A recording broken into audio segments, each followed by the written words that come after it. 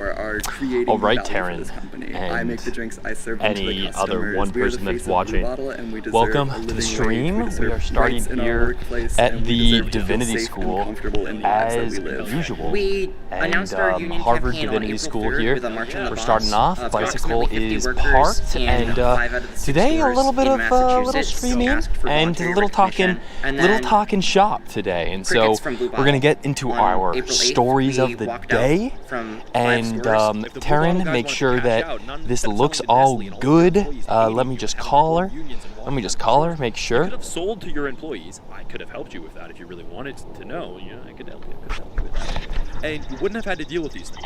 Hey, Bubs. Your labor rights would have I'm stayed live. and Is maintained the same. audio okay? Workers could have ran the freaking business and you could have cashed out. But instead, you cashed out by selling to Thanks. Nestle, and they screwed over everybody else because they have to focus on quarterly earnings. It all comes back to the first story. It all comes back to Audio, everything's good? Everything comes back to how the corporation is structured. Taryn? To file for an election that very same day. We haven't experienced any retaliation yet, and we're very thankful to management for that. At the same time, it's just as disrespectful to be given the silent treatment. Don't go on my Coffee computer is to one of do those it. Do it industries on a that different device has if been, possible. like, exploitative I just checked Twitch. as long as it's been around. It's always been that. And I think what people are realizing is they deserve more, and that's Okay, good. correct. You do deserve more. You should be able to live based on whatever job you do. To Blue Bottle worker, That's the key point. You should be able to live on the job that you do. People act like some jobs are big enough. Like some jobs don't deserve a Ooh, livable pollen's coming down here. They act like, oh my god, no, that's Audio's an good? unskilled laborer. And meanwhile, You might have to the mute guys my I showed you desktop. earlier, if you guys were listening, whatever, the Apple guys just talking about Apple stock all day long. They probably make $250 a year, $250,000 a year, definitely over 100K. Every single one of those, market analysis guys, and they're just doing the horse race. Okay, Click, go to my this computer. thing goes up, it goes down. A market cap and Do you Meg see- 9 and throwing do you out see all these OBS, buzzwords. like These the people actually streaming make thing? a real product. Okay. The bottom left-hand I think corner, your there's job is scenes. bullshit in comparison to these guys, but you're like, well, their job is low. On Your job is on one of the throwing out scenes, buzzwords. you just have to switch the scene to no. Switch it to scene. Right now it's not on scene, I don't think. All right.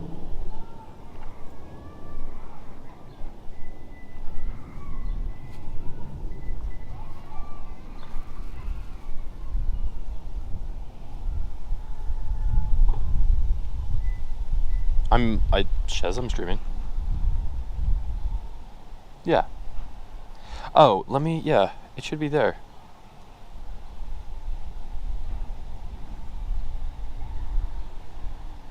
Okay. Okay, I just wanted to double check. All right. Great. Love you, bye.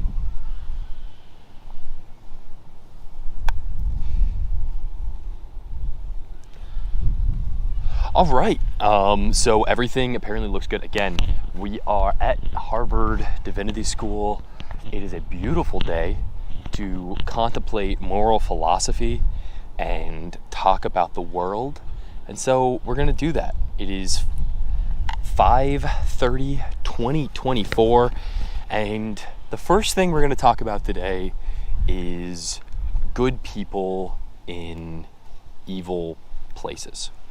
So as we do this, I'm just going to walk, talk. Maybe I should lock up my bicycle for this. You know what? No, I'm gonna walk around with y'all on my head. You don't need to see my face for this.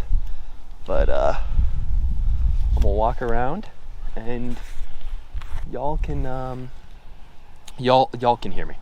Okay, so since the 1950s, the Central Intelligence Agency, the CIA, has participated in roughly 50 regime change operations.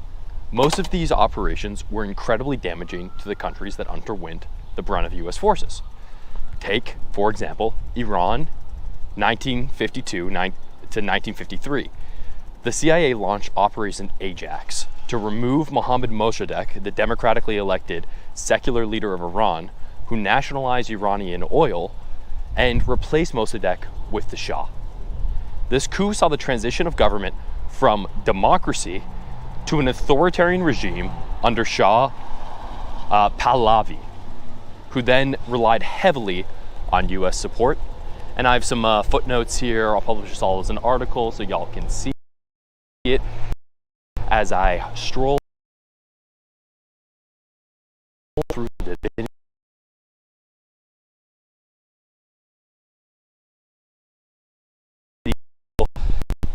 We're going to be talking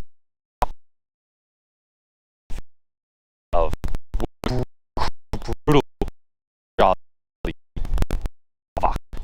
and another revolution was led only a few days later. We know clerics. We know one of these clerics as the supreme leader, Ayatollah Khomeini, who's the second supreme leader. Was the supreme leader before him. Meddling by the U.S. to prop up a monarchical regime ultimately backfired on the United States' interest long term and created devastation in Iran that they are still feeling this day. The CIA is directly responsible for the toppling of democratic regimes around the world, only to implement dictatorial regimes. Another example being the 1993 CIA-backed coup, democratically elected Salvador, who was replaced by the brutal Augusto Pinochet. Given the track record of as they just, gracefully went through years ago, good talk shop, talk philosophy. People are hanging out, enjoying themselves at Harvard today. Beautiful, gorgeous Harvard day. Given the past track record of the CIA that I was talking about, I would think it fair to characterize the organization as deplorable. Ooh, this day is not deplorable though. God damn. Nice ass day today. Schwartz Hall. Oh my goodness. Gorgeous doesn't describe. Well, I would fair to characterize the organizations as deplorable. However, are the everyday citizens working for the CIA, as insiders call it, evil? If your sibling, friend, or other loved one had the opportunity to work at the CIA, would you try to talk them out of it? Is having a good person in evil organizations a net good for the world, as these good people guide the organization towards the path of less evil? So, in our main story of the day, I am going to examine the philosophy of good people in evil places. The first philosophical touchstone of this argument that I like to touch on, a lot of touch in here, is that powerful organizations, regardless of where you are located in the world, have most likely behaved ignobly. Ooh, what a word, ignobly. Ooh, walking through the back streets of Harvard talking about ignobly, my goodness.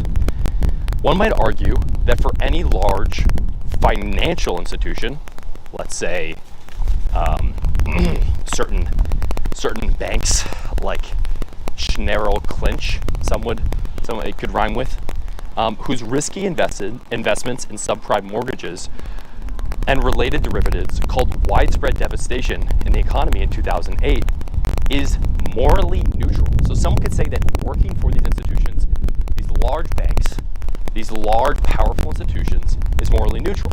One could argue that not everybody can work at a soup kitchen or another nonprofit, and any large institution will have aided in evil actions. Some would say, hey, it doesn't matter that you made it to the top of your society. All of these organizations are going to be inevitably evil. Thus, for many, they are simply having a career in order to support their families, a noble goal to support your family. So whether you work in healthcare, finance, or meat processing, the large organizations with power at the top of your industry will likely have performed questionable, if not downright dastardly, actions. While there is merit in the above argument that, hey, all large institutions are pretty evil and corrupt. It's just the nature of power. Evil, large institutions are just going to be evil and large institutions. So why complain if somebody works for, I don't know, the CIA? So while there's much merit in that argument, there are also moral lead lines in organizations that, no matter their place in society, it would be morally repugnant to join. So, for example, the Soviet Union, as a governmental apparatus, committed many crimes on its own civilians. With that being said, working for the secret police, the KGB, would be very different. Again, we're walking through Harvard Divinity School, talking about philosophy. It'd be very different, morally speaking, than working for the KGB than working for the Soviet equivalent of the Treasury Department. While the whole of the Soviet Union had many issues, basic civil servants is highly differentiated from the work of the KGB. Everybody can acknowledge that. And if you can't, I don't know. I'm, got a bridge to sell you, right? So morally, walking through Harvard Divinity School, talking about morality here, morally, you can tell that there's a differentiation between working as a desk jockey at the Treasury Department, or Soviet equivalent of the Treasury Department, and working for the frickin' KGB, the secret police. Additionally, if you are an associate of a giant organization like Schmerl Splinch, the organization that I mentioned earlier, and you're doing routine stock brokerage work, you bear much less moral culpability for those evil actions of your organization than those that actively are conducting harmful mortgage derivative speculation and crashing the economy in 2008. So there are two differentiations that I'm talking about here. The first piece of differentiation is working for the Treasury Department or working for the KGB. Very different organizations. And then the second piece is, even if you are working for the KGB, even if you are working for the evil organization, what are you doing for them? Are you a desk jockey, or are you actually engaged in regime change operations? With that being said, as someone that worked in finance, I'm just walking through a parking lot. This is, you know what? We'll go back. We'll walk through the Divinity School again. We'll walk through again. With that being said, with somebody that has, somebody that worked in finance and is classically trained in finance, that's what I did for a living, I hope to use the skills I developed for the betterment of humankind and to truly positive impact organizations, rather than work at a large mega corporation in order to make my next dollar. I think all of those with the privilege to have fantastic resumes and financial cushions should look to use their skills for the betterment of mankind, rather than work for morally dubious organizations. While this is a difficult goal for anyone to live by, as powerful, large organizations are where the bulk of jobs are and opportunities are, I would behoove my talented friends to use their talents for the betterment of mankind. All right, going back to our friend, thinking about working for the CIA. Let's ask them, have they thought about using their skills they have developed at a different organization? Could their analyst skills be used at places like the Quincy Institute for Responsible Statecraft? If someone is talented enough to get into the CIA, a highly competitive organization to even get into in the first place, then they're more than enough talented, capable, have the resume to work in a place that makes the world a more stable place, rather than a more destable force like the CIA. So lastly here, let's delve into the idea that good people in deplorable but powerful organizations are necessary in order to steer the powerful organization to the course of less harm. It's the idea, hey, I'm going to be joining the CIA, but I am going to tell them I'm not doing the mission of regime change. We're going to do something positive, like, help kill ISIS, right? So someone will be working at these institutions like the CIA anyways. And would it not be good, and would it not be for the better of everyone involved, that good people are working for the CIA rather than their more dubious counterparts? I have no perfect answer here. It's an impossible question other than to share a story. Imagine, a former Bush White House staffer who wholeheartedly disagreed with Bush policy agenda on most everything. However, they could prevent some of the worst excesses of the Bush-Cheney White House with their moderating influence. One such example could potentially be that this hypothetical individual could have prevented Iraqi oil from being claimed by the United States as right of conquest. Obviously, tens, if not $150 billion was siphoned off illegally of Iraqi oil, but the Defense Department wanted to siphon off all Iraqi oil post 2001, 2002 invasion. So as it happened, this staffer, if they, convinced the Bush-Cheney administration to say, hey, we can't do it this way, that we can't just outright steal all of the oil in Iraq for our own oil companies, it's a good thing. It's ultimately a true moral success that they were in that situation and they were put into that room. However, how many tasks was this staffer at the Bush-Cheney White House, instructed to carry out that were ultimately harmful to the Iraqi and American people? On a daily basis, the staffer most likely had very little say on what tasks they performed.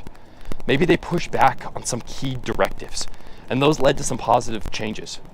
But out of the thousands of tasks completed for the Bush-Cheney White House, how many of those tasks ultimately were detrimental for average Iraqi civilians? How many thousands of moderately contested influence regime? Would their time and talents and energies have been better spent at some place like the ACLU or the Southern Poverty Law Center? They're capable of working in the Bush administration's White House. I'm sure they're capable with their resumes of working for these powerful, really good organizations. Again, I don't know the answers to these difficult questions, but I will encourage all of you to listen to this, to try your best to do something you can for mankind at large. Shameless plug time. If you want to have a morally fulfilling career, please go to eastoperative.com. There we can help you start your career at an employee-owned firm and truly change the option you have of working for Evil Corporation 1 or Evil Corporation 2. Cheers, political candy. All right, that is our first main little buckaroo story of the day. Before I go off and do my first delivery, we're going to be talking about that and kind of the moral consequences of some of that, popping up one of these Gatoradoos and hopping on the Uber Eats delivery train.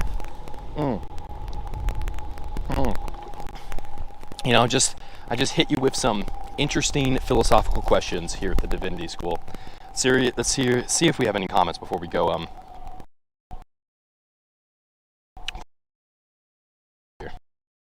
today.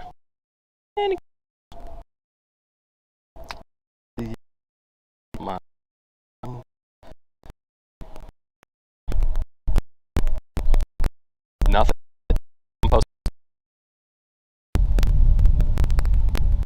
All right. Well, that's that. We talked about it, and we'll continue to talk about it on our first Eats ride. First, we'll zip this shit up, and we'll get to it.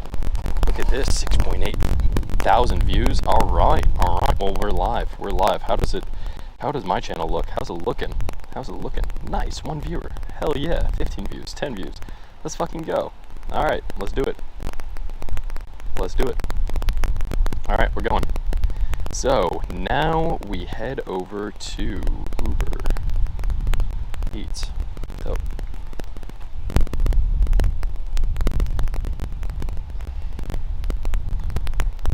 no, it's fucking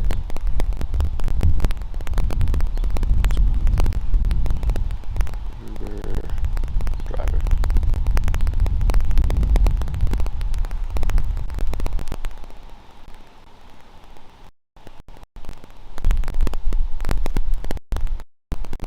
Boom.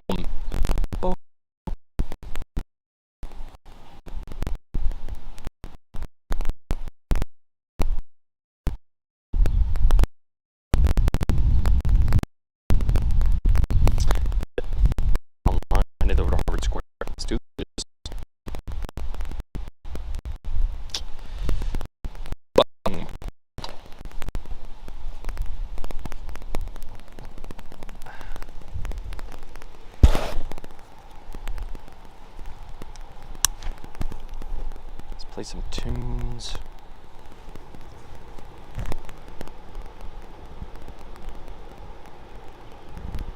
Dope. Accept.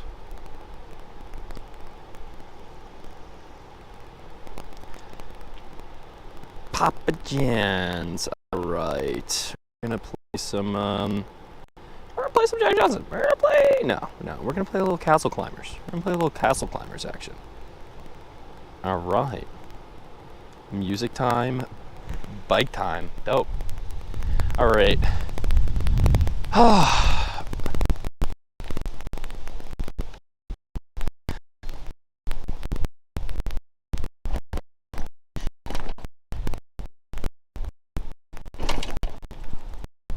Dope. Where's the one you go?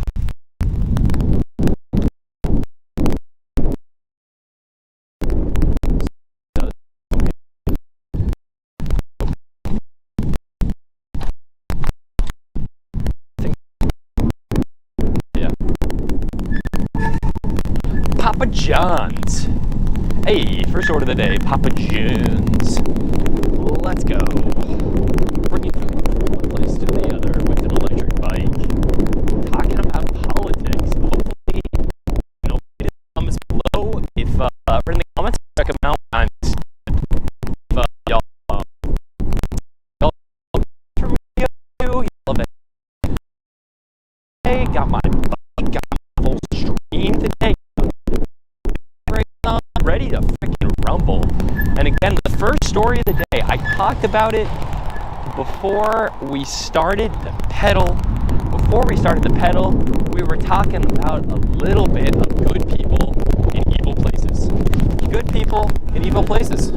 And what is the morality of that? What do you owe society at large when you're a talented individual that has the capabilities of working for non-evil organizations? Do you owe humanity at large to do you owe mankind to try your damnedest to not work at these these evil organizations? And this is not really working out here, bucko. What are they trying to have me do?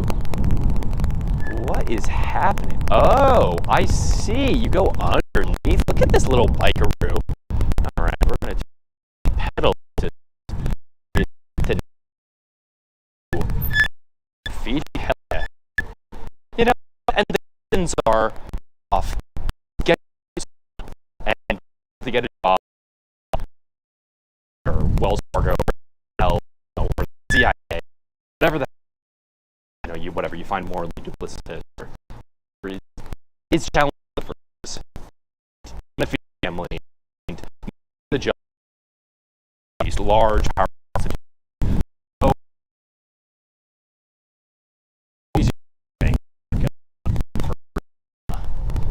nice.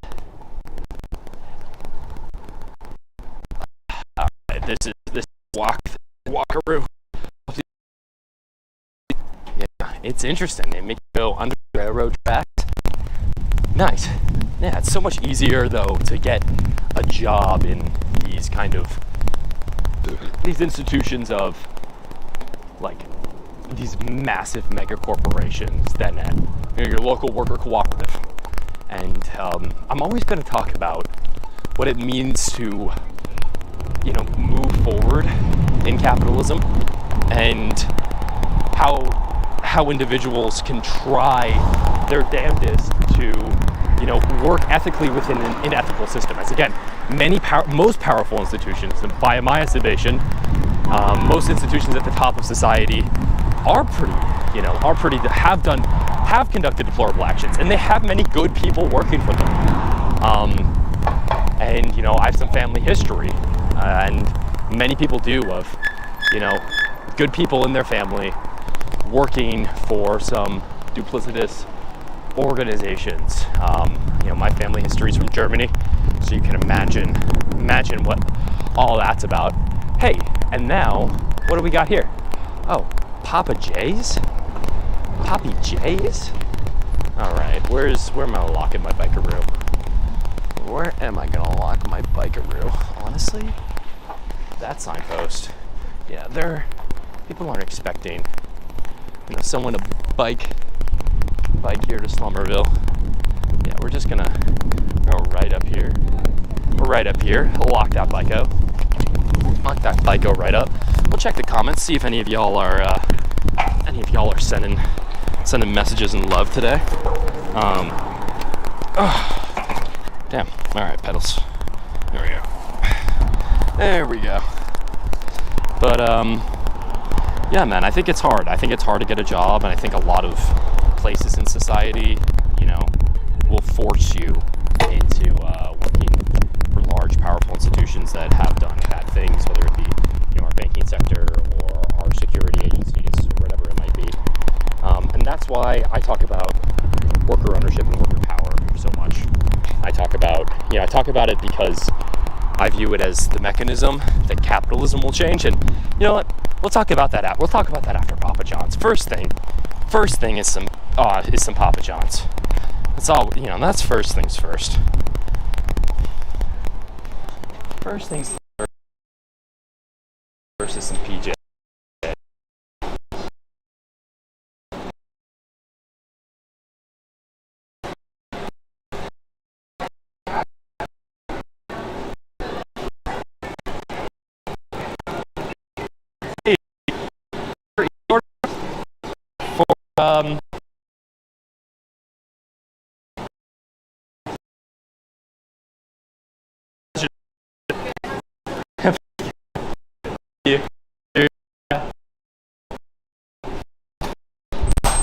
Alright, leaving PJs, not private jets, but in fact, order verified. Hell yeah.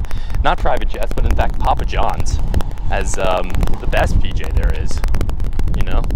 Alright, and then we're going to go to this dude. Nice. Imagine if I just had a bicycle. I got my little bag now, but Jesus, they're really expecting you to have some major fucking gear to do this Uber eating operation. Without my shit, this would not be possible. Without my big ass bag. Oh yeah, now we're taking a little sip. We're talking about worker cooperatives and how it changes society. In a little bit here, we're gonna talk about going to eastoperative.com, checking that shit out. But first we're gonna deliver this absolute banger of some za. Because I work a job. I'm working a job right now. Working a little jobberoo right now. If I do this right, 7. Boop boop. Free bicycle alert if y'all can find me. You know my code. Free bicycle alert. Goddamn. Please don't do that. But All right, we'll check out the comments here. In a second Bruno. And then after this, we'll do another story. We'll do another frickin' story for you frickin' psychos. All right, let's see. Do we got any Kamaroos? In chat? No, I'm the only one. Nice.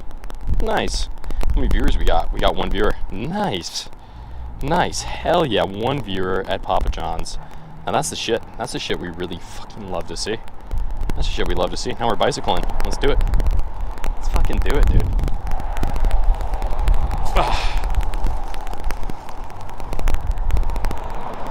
Let's fucking do it, dude. Alright, dope.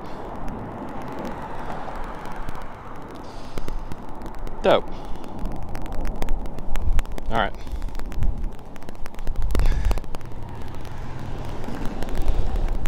Oh my god. Damn, she is booking it. Alright, so there's a mini mountain dog. Oh, 3.5. Yeah, no, if you're watching this stream, that was worth it just for that, No comments though. Jesus, one viewer. What are we doing here? The viewer's me. What are we doing here today? Get $10 for the pizza delivery, so I need to do at least 10 orders.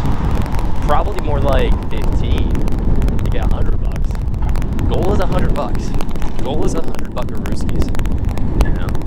It's possible. It's possible if we grind here.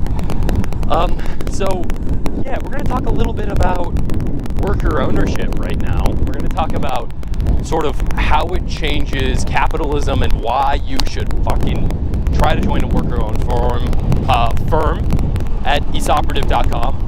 So first things first. Let's get into life. That's first things first. First things first. How are normal organizations structured? Do any of y'all know how a normal joint stock holding company is structured? No, you don't, because we never learn it. You never learn it in school unless you go and study finance, which I did. Got my master's in that shit. So, first thing is that normal corporations will have something like 1 billion shares outstanding. That means that, and they'll have 1 billion shares outstanding. There's a lot of different classes of shares and different voting requirements for certain different types of shares.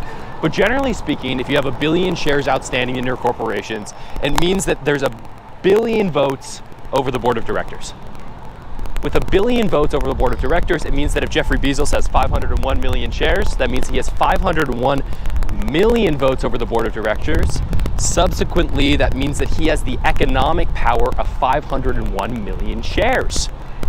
So, how do you change that economic reality? You do something called a worker cooperative. Structures on 1 member, 1 vote over the board of directors. And it means that no one in the organization can accumulate the vast wealth of a Jeffrey Bezos, because each worker essentially pays, let's say, $10,000, $20,000 to work a certain amount of time for their membership share, and they get 1 vote over the board of directors. They get votes over other things, right? But in the essential way that this works is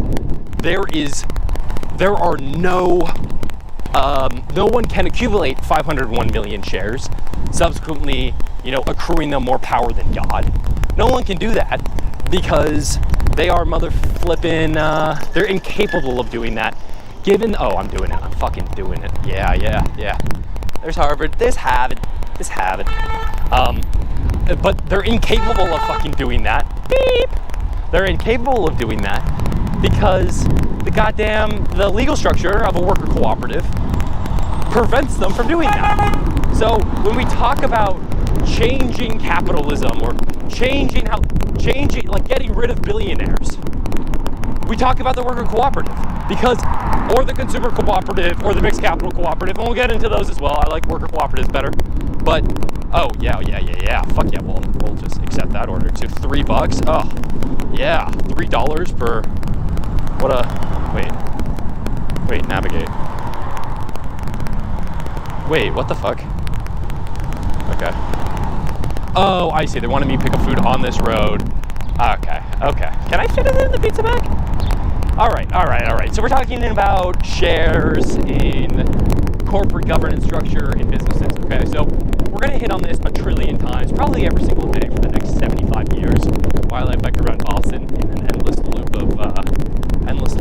of streaming every day. But a worker cooperative is a legal structure that prevents the accumulation of wealth in a small number of hands. And when we talk about changing capitalism and changing the structure, to me, it's just changing corporate governance structure. And there's a brilliant speaker, his name's Matthew Prunig, and he goes through different corporate governance structures. He has like 4,000 views on his YouTube videos, more views than I will ever get on my videos for sure, but it's not a shit ton of views by any means. But he's a lawyer, and he talks about how when you change corporate governance structure, that's essentially how you change capitalism, because you prevent the accumulation of shares in a small number of hands. You prevent the Jeffrey Bezoses from forming in the first place because they don't have 501 million voting shares of the board of directors. They have 1 member share, just like every other employee in Amazon. Now, you can still elect Jeffrey Bezos as CEO if you think, oh, that motherfucker does a great job. I don't know, maybe you wouldn't elect him. Maybe you think he's kind of like a psychopath, but you're like, hey, you know what? This guy's led us, he's guided us. I think this guy really has something to him. Let's elect him with our voting shares over the board of directors. The board of directors will select the CEO, etc. So if you don't like That's how governance flows within a corporation. The board of directors selects a CEO, CFO, and they select people under them, and then it flows down from there. So if you want to fire the CEO, the board of directors fires them. However, if the board of directors is being selected by the owner with the most number of shares, most number of voting shares of the board of directors is Jeffrey Bezos, well, then he's going to put people in the board that are going to select him as CEO if he wants to be CEO. That's how ownership works. Changing that structure is how you change capitalism. It's a pretty simple theory. It's a pretty simple theory. Subsequently, you do this voting structure of a worker cooperative. There are no more billionaires. There's no more people to, sort of corrupt your political system with their enormous wealth. And you fixed, and it's democratic. And so suddenly the enterprise is more of a democratic mechanism. More people are used to, democratically participating in their organizations. It's just better all around for society. So now the question becomes financing. All right, you can't do a Shark Tank based deal. You can't be like in a worker cooperative, you're saying, hey, wait, let's actually get into consumer cooperative. Consumer cooperative would be something like REI. REI, it's one consumer, one vote of the board of directors instead of one worker, one vote over board of directors, like a worker cooperative. So REI, one consumer, one vote over the board of directors. Worker cooperative, essentially one worker, one vote of the board of directors. Similar thing, you can't accumulate 501 million voting shares like Jeffrey Bezos has, or Elon Musk has, or Bill Gates has, or whoever, and insert whatever billionaire here. Oh, wait, what? 145. 135. 135. 135. Hey! You order some pizza? Yes, sir. Awesome. Yeah, I think so. Something like that. Sweet. How you doing, man? Hey, doing pretty well. Got the back brace going today. Awesome. Gotta Good, huh? gotta stay secure. Yeah. Gotta get ready to go. Yeah. Okay. Sorry, this is my Gatorade going on here. All right, perfect. Here you go. Dude, thanks a lot. Have Awesome. a great weekend, man. You too. Enjoy your Friday. Thanks, pal.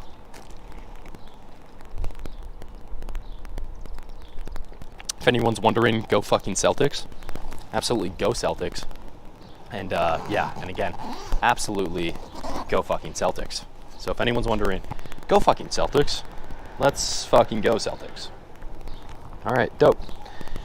You know what? We're gonna do a couple more, yes, confirmed delivery. Complete delivery. Dope. So we're gonna do a couple more Uber Eats here before our next story.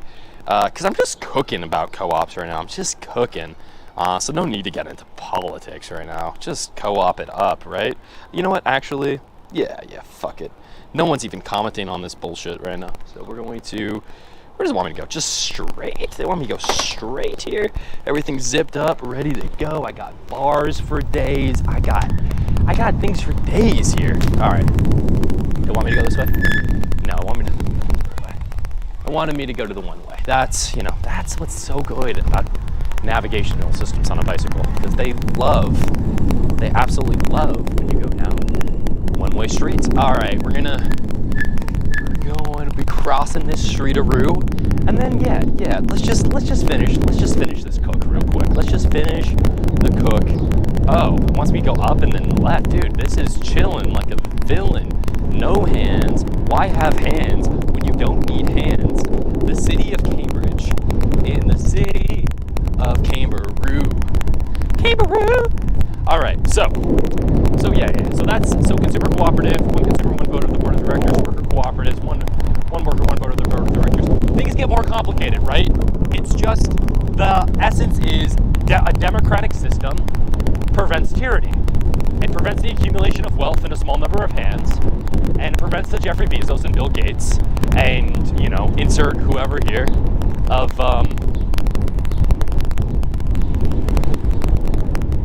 oh, look at that. See those little piglets? Little piglets were boinking. Boink, boink, boink, boink, boink. Piggies go boink. I'm sorry, if you're a police officer, I highly respect you. We're difficult to be biking around.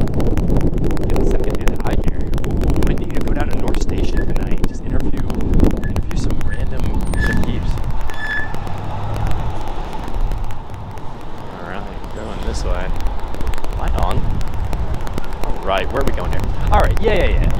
consumer cooperative, one consumer, one vote over the board of directors, worker cooperatives, one worker, one vote over the board of directors. All right, so now you understand, oh, you can mix them up. So if you have 11 board of directors members, you could say 6 of them are elected by the workers, 5 of them are elected by the consumers. That way you can sell consumer shares to the public.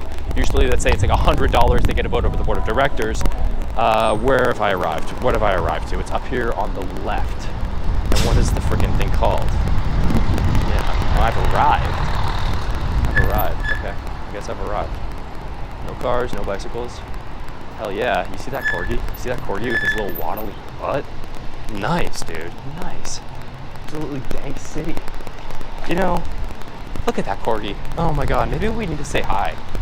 Maybe corgis just solve everything. Boston Bike Party! Boston Bike Party! No Boston Tea Party, Boston Bike Party!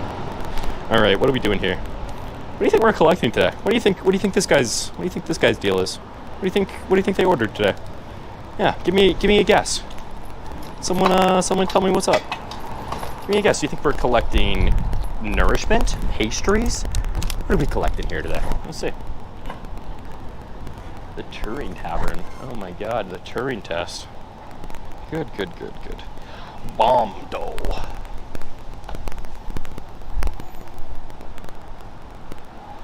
Bomb dough. It's the bomb dough. Oh.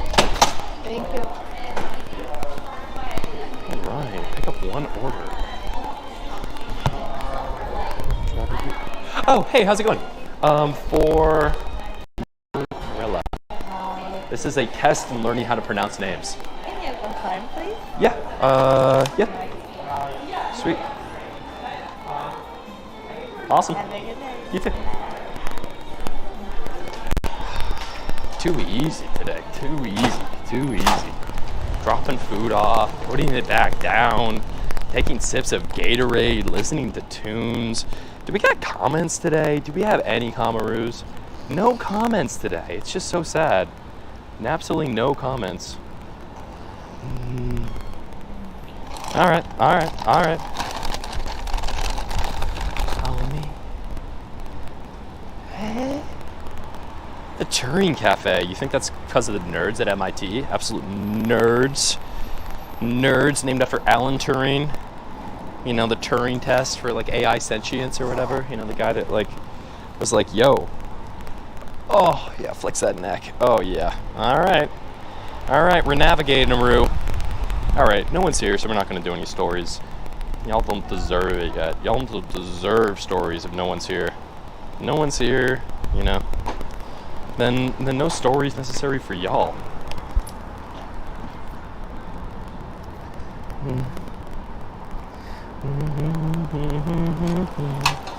All right, what are we talking about here? We're talking about capitalism.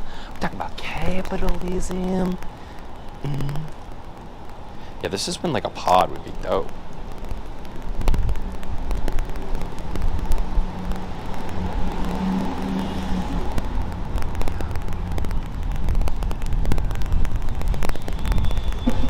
Oh, nice. They were expecting a crowd today, my dogs.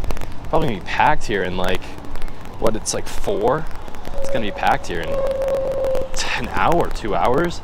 This place is gonna be way different. All right. Hell yeah.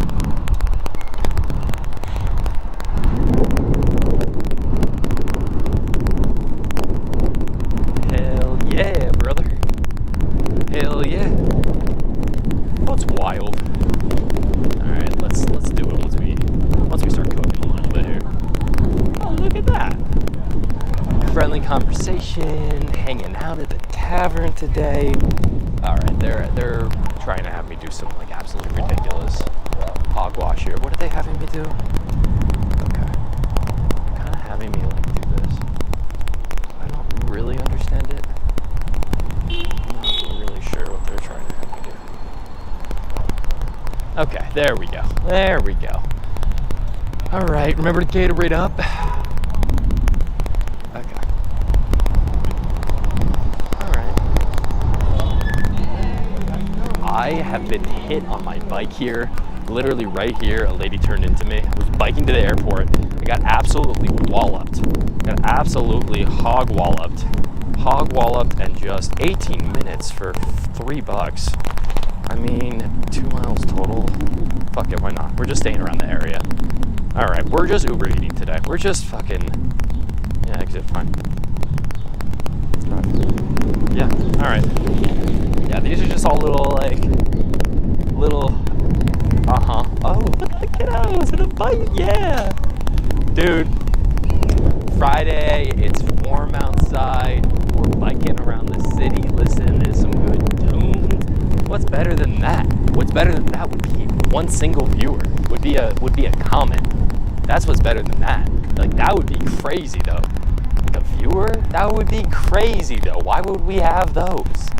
Why would we even have a viewer? Who wants to watch shit nowadays?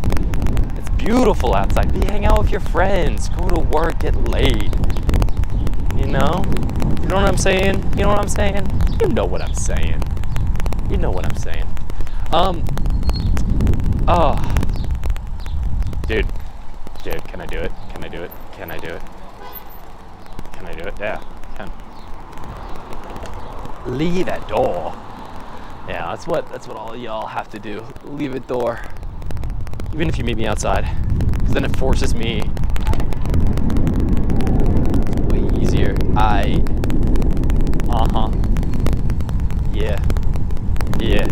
Yeah, I gotta be able, so I'm trying to be able to like cast my phone to frickin' the bullshit. The frickin' bullshit, right? I think I might need to change my settings on Twitch to streaming for an hour, you know, it's pretty much nothing. You pretty much have to do this all the time, right, to get an audience. Just be streaming like literally constantly, and then get an audience. Especially if I'm just fucking around doing this bullshit. Too boring. Not enough audience interaction, you know. I want to be able to talk to y'all. All right. Like that, y'all. All right, where are we going here? Oh my god, my head. It is 2 Inman Place. Very nice, 2 Inman Place, very nice. Alright, 2 Inman Place, alright. Alright, 2 Inman Place.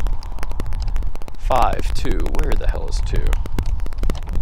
Where the hell is 2 Inman Place? Wait, it says 2 Inman Place? Where the hell is 2 Inman Place? Where the hell are ya? Confused. 2 Inman. Is there a freaking... Wait, what? Oh, there it is. Nice. I might not need to lock my bike up every time. It's probably good. It's probably a good idea, but maybe not every single time.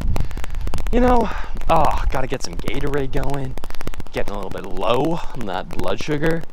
And get a little Fig Newton bar going on. Oh, you know the Fig Newton bar is gonna be absolute... Dude, they live like a minute away from this place. Like, that's wild to me. Just take a break, bro. Take a break. Grab your shit. That's wild. To order that on Uber Eats. That's wild. This is some gig worker like me. Like, all right. We'll check out the chat today. Yeah, there's 1 viewer, so there's not gonna be a chat. All right, dope though. It seems to like everything seems to be working. We're streaming, we're hanging out here. We need a little breakaroo and just munching. We're just gonna munch a little Fig Newton-roo.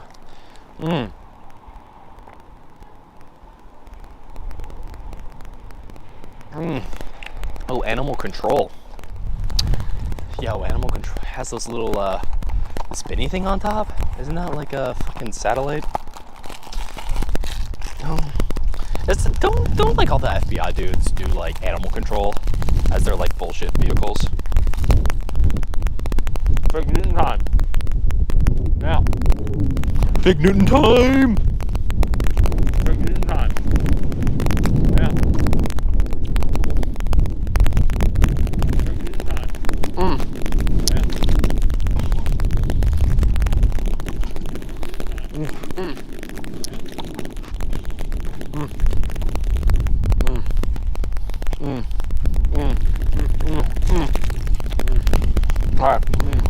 All right. where's he's out? He's out in Boca Raton, dude. All right. So, where's he's out? He's out in Boca Raton, dude. Take a little break. So, where's he's out? He is Raton, dude. Oh, five spices, yeah, fuck yeah. So, where's he's out? He is Raton, dude. Oh, five spices, yeah, fuck yeah. Ah. Alright. Oh, five spices, yeah, fuck yeah. Dude, I keep on accepting these Uber Eats orders. Alright. I'm not gonna do my show. I'm not gonna do my show. Orders? No, this is actually a perfect spot for it. I already accepted the Uber Eats orders. Now I'm like, oh my god, I have to do them. I can't say no. You know, gotta keep my rating up. Let's do it. Gotta keep my rating up. Let's do it. Any comments? Any comments? Well, no, because there's only one viewer. Who's staring? You know, it needs to be the description needs to change. You know what? Who's staring? You know, it needs to be the description needs to change. You know what? Who's staring? You know, it needs to be the description needs to change. You know what? Who's staring? You know, it needs to be the description needs to change. You know what? Who's staring? You know, it needs to be the description needs to change. You know what? Oh, yo. Alright, dude, send me some comments. Hey, could you change the name of the stream and add some categories to it on Twitch? Could you change the name of the stream? If you go to Chrome, and then you go... If you go to Chrome, and then okay, but if you go to my Chrome profile and go to political, the political candidate Chrome profile, then my Twitch is like logged in on there. The political candidate Chrome profile, then my Twitch is like logged in on there. The political candidate Chrome profile, then my Twitch is like logged in on there.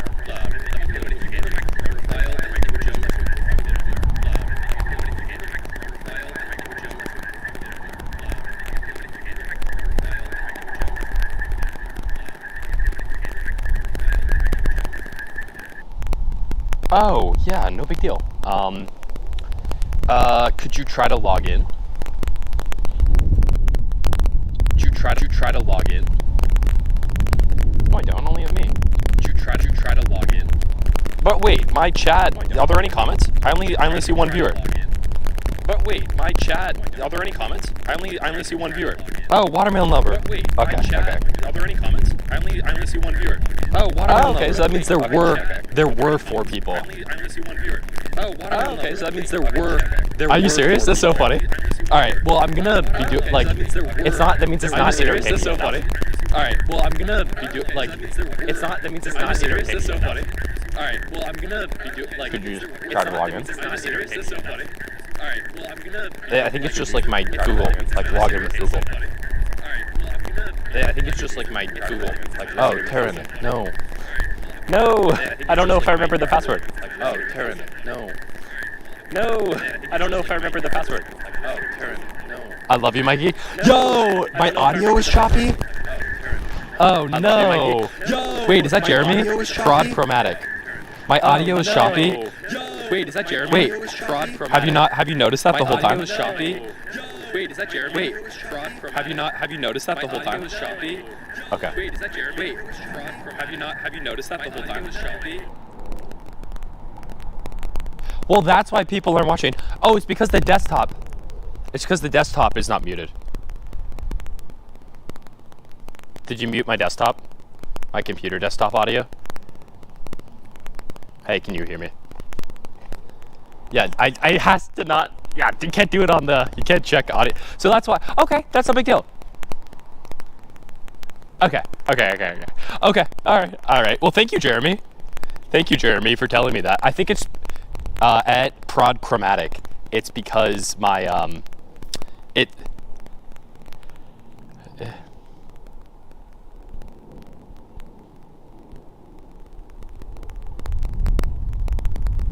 No, that's better now. That's not choppy at all.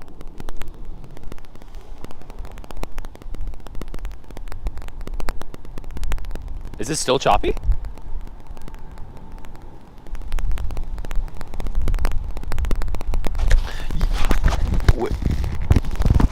Wait, yeah, but it's not, but it was like loopy before. I don't think it's static thing, really? Are you for real? It wasn't like that the other time I streamed, right? Was it? Wait, can you hear me now?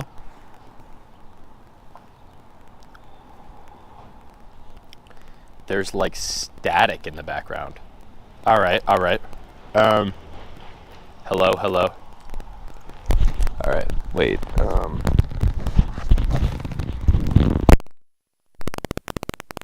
Yeah, wait.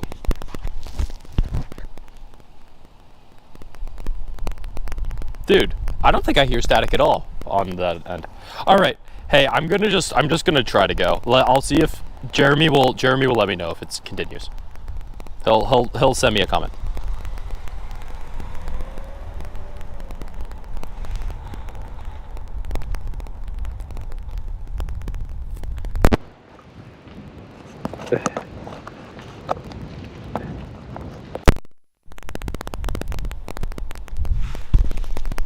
Is that better? All right. I fixed it. For real.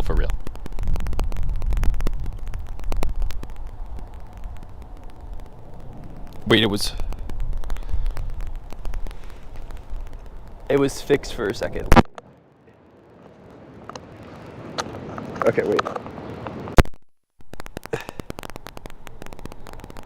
I just replugged it in. I unplugged it and replugged it. All right, wait. I'm gonna get over to my next Uber Eats delivery because I did say yes to it. Okay, we'll figure this out in like a bit. All right, bye. 735.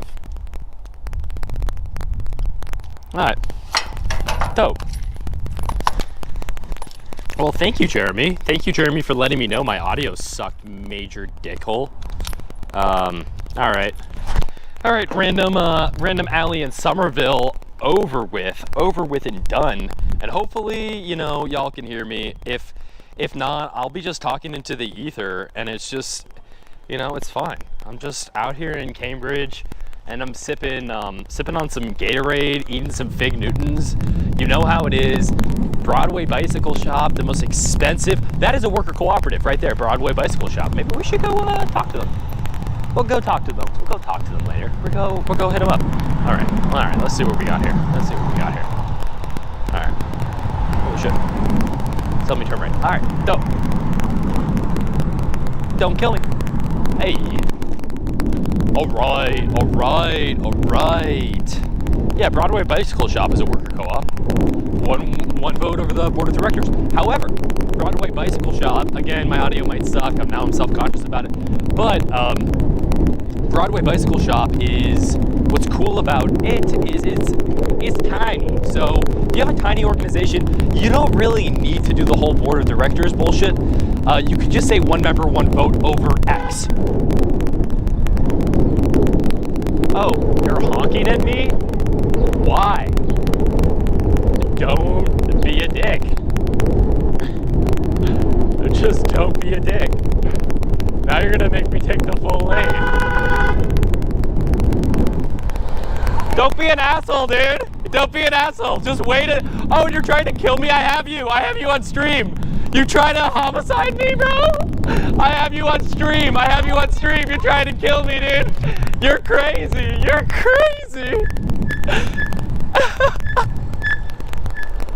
What a fucking psychopath. Yo, that car just tried to run into me. I mean, I don't really care, but I was just biking down the street and they tried to run into me.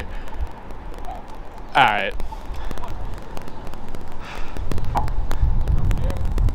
Yeah, it's fine. Just like, they shouldn't do it again. It's that red car right there. I have it on video.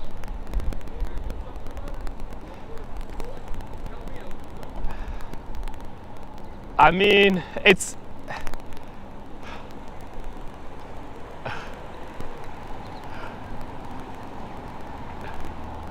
Yeah, I mean... Yeah, I think we... Do you see these guys? Just because I was biking down the road. That's crazy. Fuck you. Whoa, holy shit. Some people are such assholes. Whoa, that's crazy. That's crazy. Dude, I mean, I could have gotten them arrested and like go to court, but like,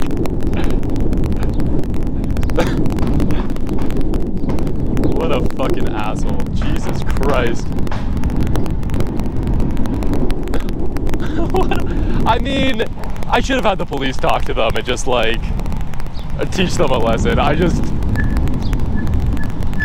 Yeah, I should have had the police talk to them and teach them a lesson. Jesus Christ. What a fucking...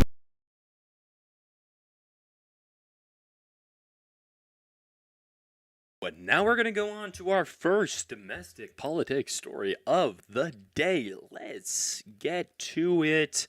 As always, corruption in the United States, but we're a developed nation. We're above corruption. Oh wait, no.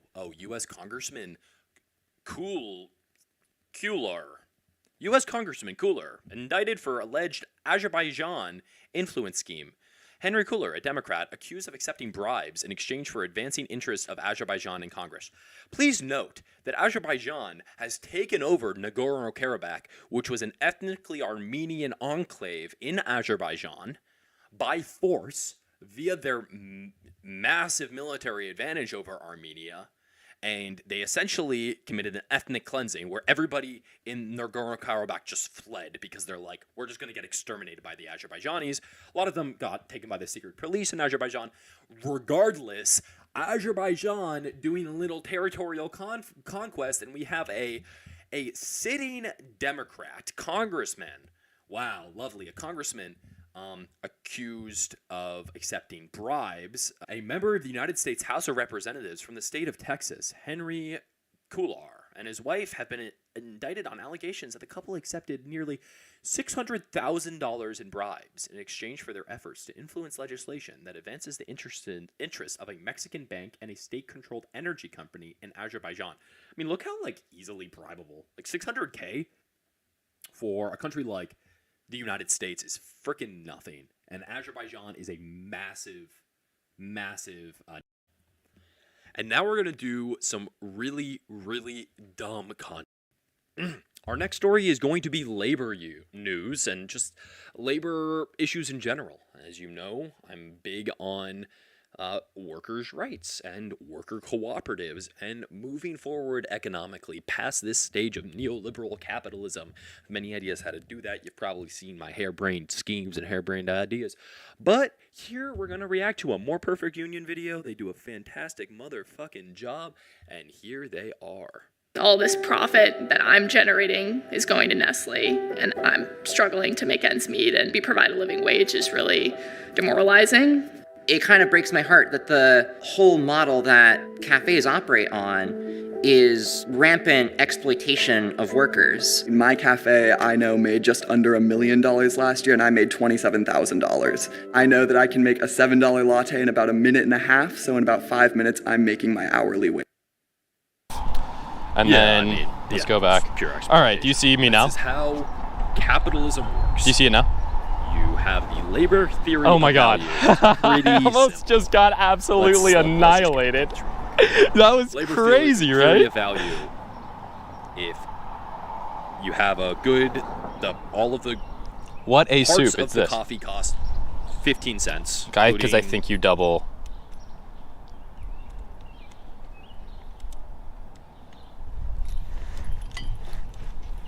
Yeah, he double audioed it. It's good now. Okay. Dude, did you see that? I was just like going down a oh, this is a cool restaurant. Do you see this? Hi. Yeah, pickup order. For Steven? Yeah. Yeah, thank you so much. Have a great day.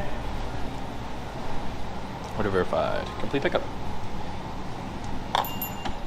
Oh, now I'm going to Five Spices house. Someone's having a great day. Yeah, someone's gonna grab some Five Spices. Yeah, I'm gonna go over to Five Spices. Dude, that was crazy, right? The fucking, like, it sucks the stream died when that happened, but,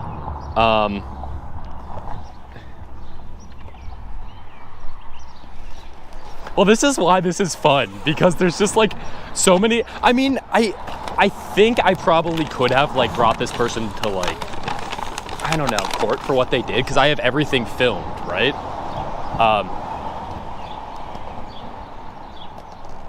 Did you see that, though, where they, like, swerved? Oh, shit. No, she swerved to try to hit me. She, like, literally swerved. Because I wasn't, like, she honked at me when I was going, like, down a one way and there were cars parked, right? And, instead of being like, hey, this is literally, like, this is gonna take 1 second of your time to let me, like, go down this road, and I didn't want to hug the cars because I didn't want this lady to be freaking, like, I didn't want this lady to pin me up against the cars, because I was afraid that if I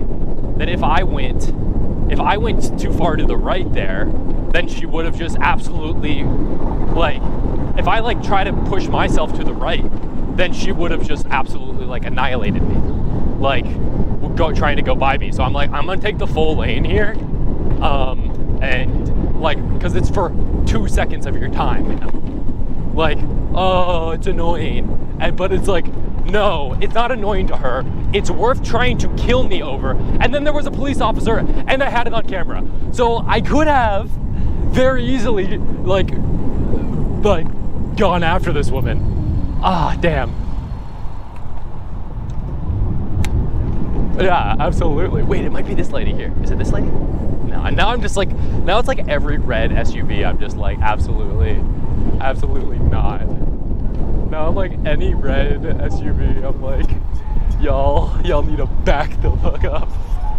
See, this is what I'm talking about.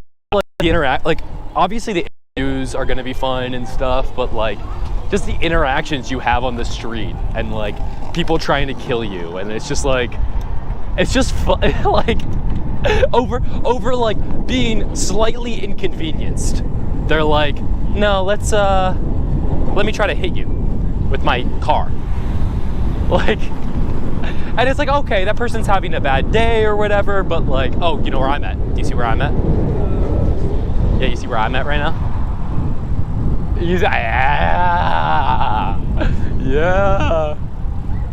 Yeah, you're freaking heaven on earth, Bubbler. That's heaven on earth for you. All their secrets. Oh my god, that's so funny.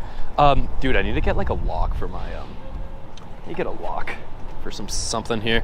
I'm like, you know, dude, that was awesome. Thanks for calling. I'm kind of bummed the stream went out right then, like the most entertaining part of it, but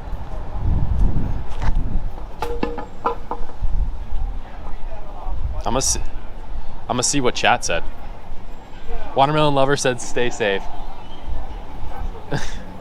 Hell yeah, Watermelon Lover. Thank you. Oh.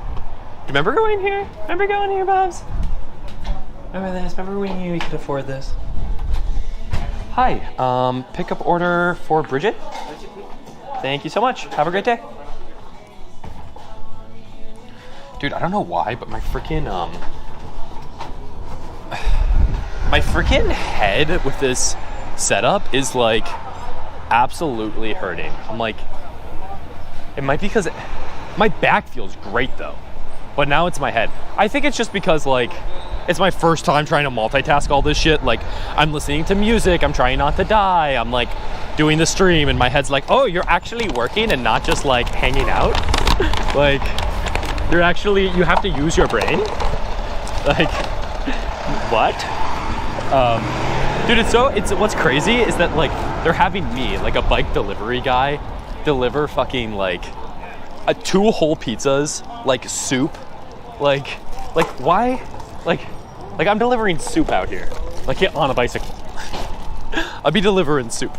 Like, oh yeah, of course. All right, you want to go back to your buglin? All right, cheers. right, let's go.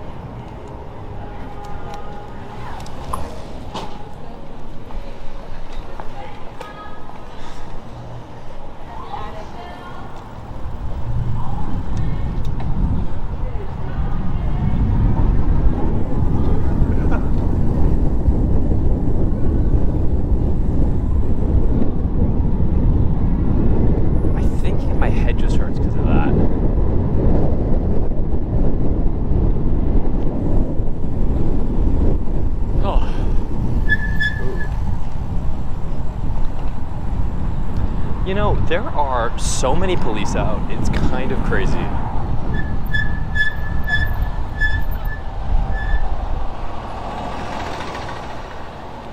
Boston strong. Okay, well, a little bit traumatized. The most instant karma that lady could have probably ever gotten ever for trying to run me off the road was that there was a police officer there and I was recording everything on my stream. That being said, I don't really, maybe I should have gotten her off the road. I'm just like, I don't want to like make people's lives horrible. You know, she did probably deserve to like have a little bit of karma for just being a total asshole. But I mean, just what an asshole. I'm slightly inconvenienced. You deserve death. Like, but that's how there are so many police officers out and about. I don't want to break any laws here. There are more cops here than I have seen in a minute. No breaking the law right in front of a cop. Okay, there we go. All right, well, my phone is running out of battery, so I definitely wish I like figured out a charger situation there, but that's all good in the hood. All right, and now we are vibing up a storm. Hey, dang, look at that.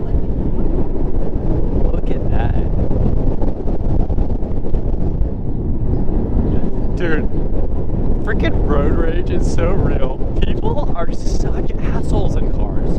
Like, it happens on bicycles, and I'm sure if you're from Amsterdam, you're gonna be telling me all the times that you and another biker just like threw your bikes at each other and like fell in the canals and like made love or whatever. But let's be for real right now. Like, people in cars, maybe it's just a Massachusetts thing because massholes, but people in cars, they feel so fucking entitled to the road, to all of the services, and it's like, biking is so much more efficient in the city. I can get anywhere faster than you, guaranteed. If I'm like going from here to Brookline, I'm going from here to, you know, Midtown, whatever, you know, not Midtown, Financial District, or whatever the hell we call it here. You know, like, I get there so much faster on a bicycle and than a car. It's so much more efficient. And it's like, if you're able-bodied, it's a beautiful day, you should be biking. Like, we should build our society around, you know, various types of infrastructure that are not car-based, because look how fucking ugly they are, first off. They require all this fucking asphalt absolutely everywhere, so there's not as much trees. So places like Somerville are so much less cute than places like Brookline, which have these giant boulevards and all these trees and everything, you know, because, you know, this like, but look at this, great bike lane. Yeah, and then you see so many more bikers, helmeted up. That's the commuter lane right there. So it's like, the side lanes aren't as good, because the commuter lanes are way better. But watch Not Just Bikes. Check out Not Just Bikes. Be a bike, not just bikes. And he'll talk all about urban planning, all about that shiz. He'll just talk about it. He'll talk about what's good about it, what's bad about it. But genuinely, biking is a fantastic way to design your grid, your infrastructure grid, so that you can move the most people in the most efficient way possible. And you know, that's that's the name of the game for transportation. Like, you want to move the most number of people in the highest density way possible. And then, so you want efficiency, and biking and trains will do that. You can fit like all these cars, 1, 2, 3, they're all with like one person, right? Like, look, one person in that car. Look right here, one person in that car. Look right here, one person in that car. Look, check out this right here, one person in that car. Oh wait, what do we have here? One person in that car. What do we have here? Oh, 2 people in that car, one person. Like, there's like one person essentially in all of these cars, maybe, you know, a couple, but like in a train, you're gonna have, you know, 5 people in a car, bare minimum. You're gonna have, you know, 100 in the car at a maximum, whatever, peak rush hour, whatever wherever the max is. Oh, I used to live here. Equity. Oh. All right, I think I can do it. Hey, look at that guy. But I get home from work. They got the Excel spreadsheets for the day. You know, ready to ball. Ready to absolutely ball. I feel badly for the car brain people that are like, I like my car for my freedom. It's like, I like not having to drive everywhere, actually. And get back home without risking murder of another human being. That's actually what I like to do. That's pretty fun. And then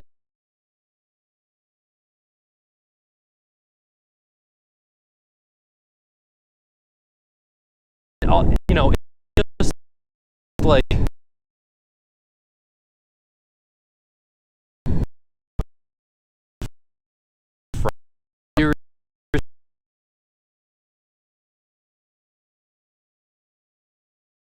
But now we're going to go on to our first domestic politics story of the day. Let's get to it.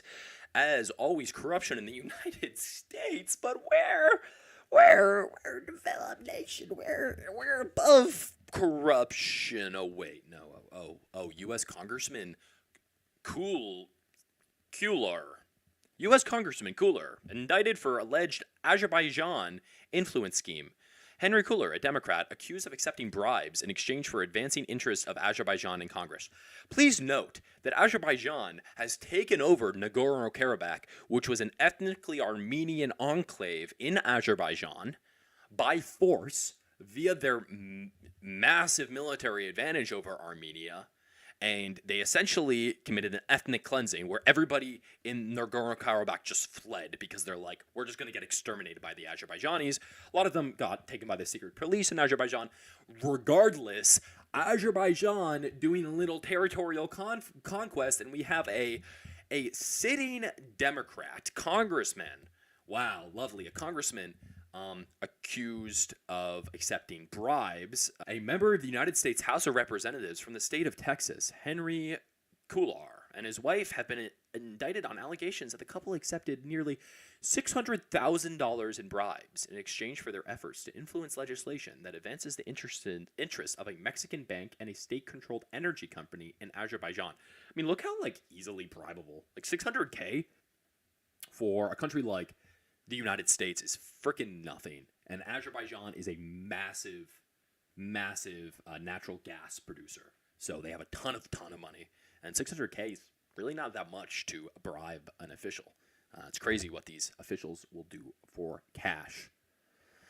The federal indictment unsealed in Houston on Friday accused Kuhler, 68, and his wife, 67, of conspiracy and bribery as part of an influence peddling scheme. Okay, so what's crazy is also his age. He's 68. It's fantastic that we have all these old, corrupt individuals just making the decisions for the United States. I love that. That's great. U.S. Senator Bob Menendez stayed silent as he arrived at federal court on Wednesday. Oh yeah, this is Bob Menendez. Oh, again, another Democrat. Another Democrat. Yay. Those Democrats really sure be not doing corruption, right? Again, we live in a two-party oligarchy. The Republicans bad, but yes, Democrats also bad. Where he and his wife Nadine pleaded not guilty to a range Look, all these people with cameras trying to make their bag. Good for them. I mean, that's kind of what I'm doing, but it's just funny. of corruption charges, including passing secrets to Egypt. The judge set his bail at $100,000. Look at this fat old man determining the laws of this country. Fat, corrupt old man determining the laws of this country. That's great. A day earlier, one of his co-defendants, Egyptian-American businessman Wael Hanna, also pleaded not guilty. The senator and his... This is about a different case. But again, Democratic corruption. Who would have guessed that? I thought the Democrats were the good guys. They cared about people. Oh, and they're also massively corrupt. Who would have guessed that? So, look at this. So the payments for... not the Menendez case, that was a different case, but the payments to the couple went through a Texas-based shell company owned by his wife and the couple's 2 children. According to an indictment, the company alleged received payments from an Azerbaijani energy company for $25K a month. I mean, come on. What are we even doing here? Yeah, so it's just... yeah, the charges come months after U.S. Senator Bob Menendez, also a Democrat, was indicted on allegations that he accepted bribes in exchange for political favors, including advancing the interests of officials with the Egyptian government. There's a little tweet here. We're going to get back to it, actually. Little tweet here from Hassan Abi. Hassan the Hun. Holy shit, look at that. God damn, gets a lot of engagement. So, U.S. Congressman Henry Cuellar and his wife have been charged with bribery, unlawful foreign influence, and money laundering schemes. So cool that the Democratic Party knew about this and feds did a sweep and still chose to lend their support to the most right-wing Democrat who is anti-choice instead of his younger progressive opponent who lost by 300 votes. Holy shit, I did not know that. So we have a motherfucker who is anti-choice, is anti, letting women have access to abortion, and is purely corrupt. And they're like, "Whoa, he can win. He can win in Texas, so we're gonna give him all the money instead of his younger progressive opponent." Let's see this guy, immigration attorney. Holy shit! I mean, like, what are we doing? Like, we could have had an immigration attorney, a young woman, a person of color. I'm not all about the just the skin color and the age and the sex or gender of our officials. I don't think that matters so much. But when you have only old white men, they tend to think a certain way, and it's not usually good. When you have younger women in power, yeah, they can be co-opted, and they can kind of suck sometimes, but, at least there's potentially some more diversity in there.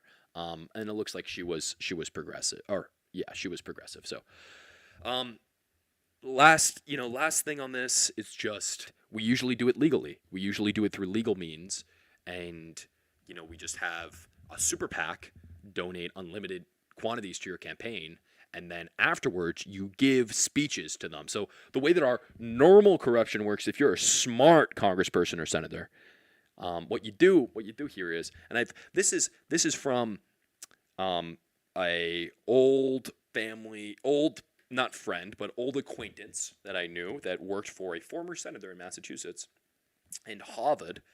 And now that senator, who voted for all of the bank deregulations, now gives $25K a pop speeches to Goldman Sachs every quarter. So he just makes a cool $100,000 from his speeches. Who writes the speeches?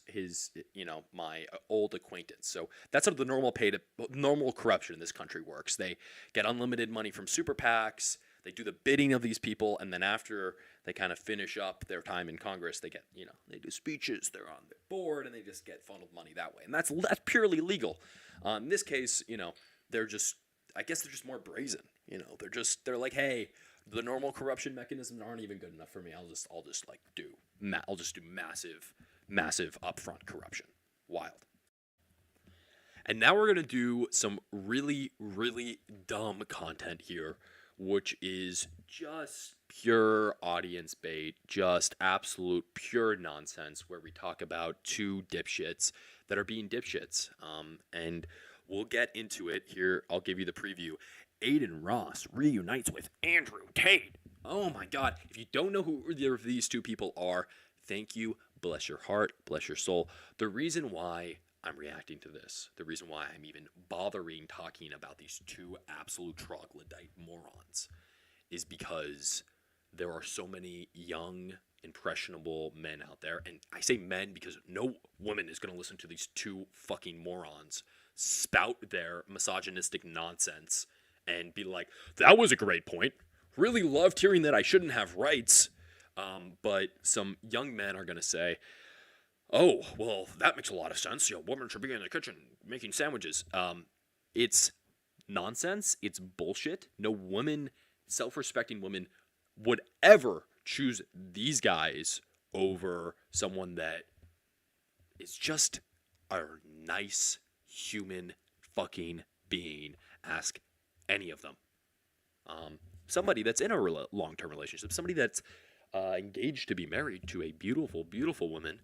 This is not the answer to get babes, to get laid. Honestly, my theory, the answer is hot yoga.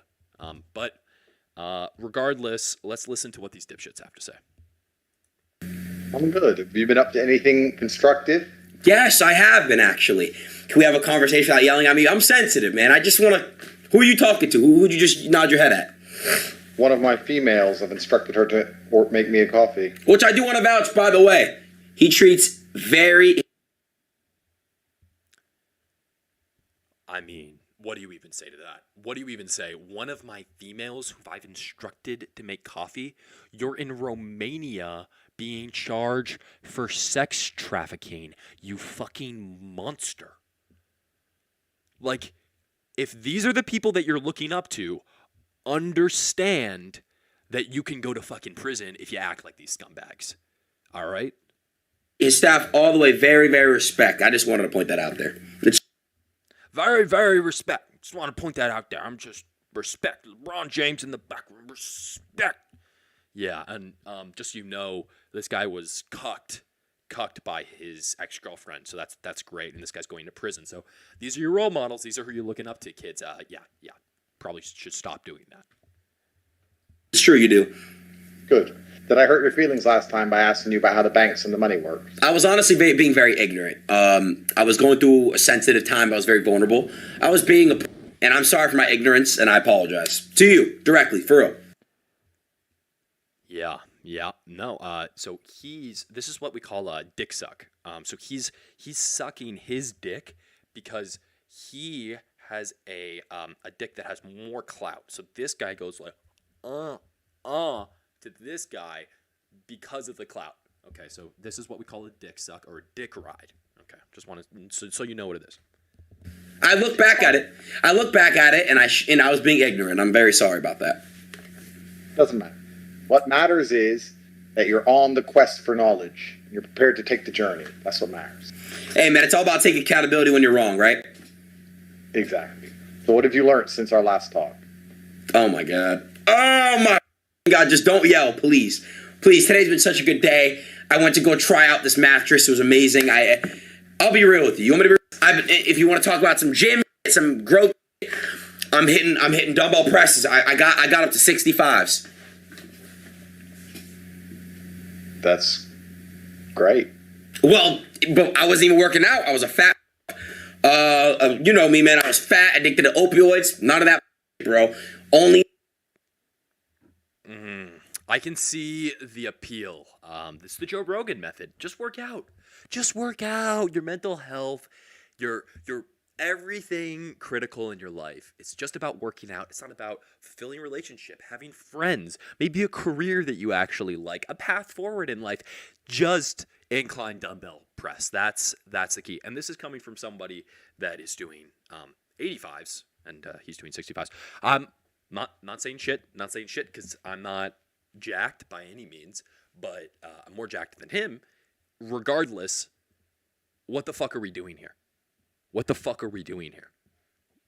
Oh, God. Role models.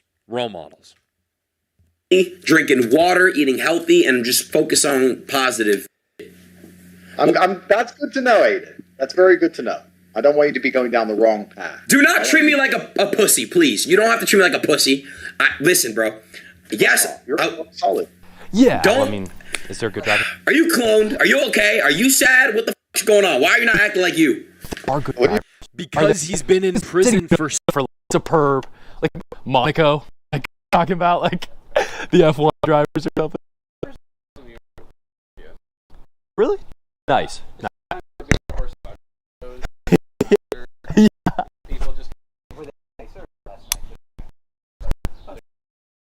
Nice.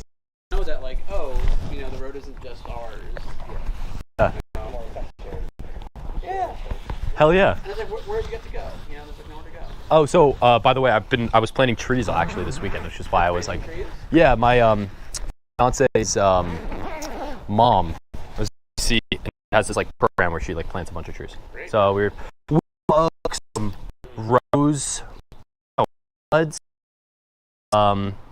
some white oaks, some red oaks. Pretty cool stuff. Pretty cool stuff. You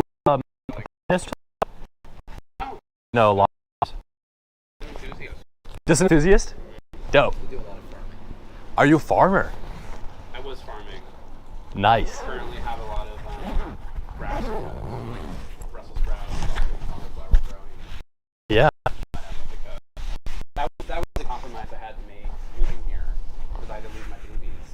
I was germinating. Oh my God, you were making for the last month, and then I just transplanted them last week because last frost in Africa is like about this time, like late May, June. Yeah. So I just transplanted them like last week. Yeah.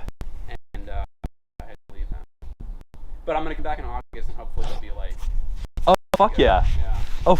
Well, oh, slugs. Slugs love brass. That's a good. Slugs love brassicas. Slugs love brassicas. Well, hey guys, I'm the. Can I? Yeah, check it out. Political candy? Yeah, we're just I again lost my job, so I'm doing it for. Piece of parrot. This is I like I throw it around. If you want to work at a worker-owned firm, I can hook you up. Yeah. Yeah, like a worker cooperative or an ESOP. Yeah, it sucks to work for where I work, Wells Fargo. And because of fractional reserve banking, or just the structure of wage labor and property ownership? Because of the structure of property ownership, like having equity in the fruits of labor is some bullshit. I think we're beyond that. Probably not. You know, I mean, there's a lot of violence, you know, and also like. Yeah. You know, this is like Marx's whole critique culture. Yeah. You know, that like, oh yeah, it's all ideological mist that just like is obscuring our Yeah. actual exploitation. Dude, my one friend from upstate New York talks to you as well. This is actually crazy. Is everyone from upstate New York? Ithaca has a vibe. It's like all like farmers and anarchists. Ah, fuck yeah. Well, my thing is, like, there were lots of revolutions in, let's say, whatever, Russia or Vietnam or China, and you're like, what do they replace their system with? Obviously, they came from like serfdom and feudalism, right. So replacing their system was ultimately going to be very, very bloody, difficult, right. And trying to change from like serfdom, like bypass capitalism almost completely, and then go to like a post-capitalist society is really hard. But that being said, I don't want a central authority to centrally plan everything in replacing this current system. I'm like, worker ownership could be a way forward instead of, which, right. You know, Yugoslavia kind of tried, Tito dies, the system falls apart. That being said, but there's also the culture. Yeah, there's a culture of things. How do we make meaning? Yeah. Right, and that's a really hard thing to. I know. Deconstruct. Yeah. That's like where I've been living the last year. Yeah. How do you make meaning? Yeah. Well, it's just like everything is mediated right now through markets, right? Yeah. Music, like I was watching Tarzan yesterday. Yeah. I love Tarzan. you know. Yeah. Then you see the product placement. Yeah, there's like Coca-Cola. Yeah, Tarzan swinging through the vines, like grabbing a fresh Coke from the like tree. Fucking Disney, you know. Like, they are like the shamans in the type of world that I came of age in. Yeah. You know, so like, how do I disembed myself from like my need for these like very comforting narrative mythologies? Yeah. You know, eating out, like getting, you know, Dude. like So I don't, much. I don't Yeah. think I'm made, or probably willing actually to like sacrifice certain types of comfort that are just like a part of the trade-offs we've made. It's really hard to go back from like eating from the tree of knowledge. Yeah. Of like creature comforts, like you take it. Like, oh Kit yeah, I'm Kats. just gonna Chocolate. Yeah. Oh, how did this cat get made? And like through vast suffering. Like, mind. Labor. Yeah. Well, and my question is, does worker ownership fix a bulk load of this? Do worker-owned firms, are they going to engage in the same exploitative practices? Because I know if you like worker cooperatives, I think they might. But this is the main thing, which is like, a normal joint stock holding company on Amazon has a billion shares authorized, right? That means they have a billion shares votes over the board of directors. And a worker cooperative. Wait, you're saying Amazon is a company? Amazon is a corporate, like a normal corporation, like normal companies. Right. Like they have, if you have That's 401ks, right? well, if you have a billion shares, like just over the company authorized, how their governance structure works, Right. billion shares, that means you have a billion votes over the board of directors. There's obviously different classes of shares and different voting powers. Well, that's on its most basic level. That means if Jeffrey Bezos owns 501 million shares, it means he gets 501 million votes over the board of directors, which subsequently gives him his economic power. A worker cooperative changes these things in that they have the one member, one vote ethos, which means that no one can accumulate the requisite number of shares to become a billionaire in the first place, so there's no need to tax them out of existence. The difficulty in establishing a worker cooperative that's very large in size, the largest one's in Spain, it's called Mondragon Cooperative. It's like $13 to $14 billion a year in revenue. They've set up an umbrella structure, which is 95 separate sub-cooperatives all combined into one giant cooperative. So it's like a whole, to finance like large worker-owned alternatives to joints. Right now? I don't know if this is live, but it shut off. It shut off. So I don't know if it is. I don't know if we're. I just cook about the stuff, but normally I just hit a bicycle and run around. I'm sorry. I'm I'm talking shit. My name's Michael. Michael Grant. Grant, nice to meet you. I'm a Boston. I don't know if I'll have super lot of time. I've been sad after getting laid off, but you know. I mean, it sounds like you're doing the work, man. This is what workers supposed to be doing right now. Dude, Wells Fargo went through. They fired 10,000 people. I was one of the lucky ones. So now I got to do this. Cool. But yeah, enjoy. Hopefully you get. I mean, you're free rent, so you don't need to work this summer. You're chilling. I'm gonna get a job. But, oh, nice. But I mean, yeah, there's not as much pressure. Yeah. What type of work are you thinking?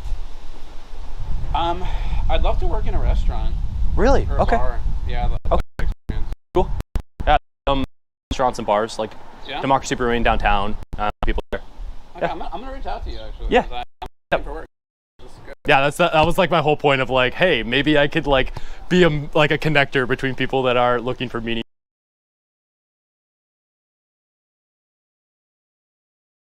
work. So, all right. Thanks, Rand. Who's got- Guy.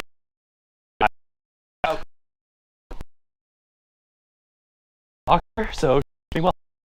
Hey. Hey. Cheers.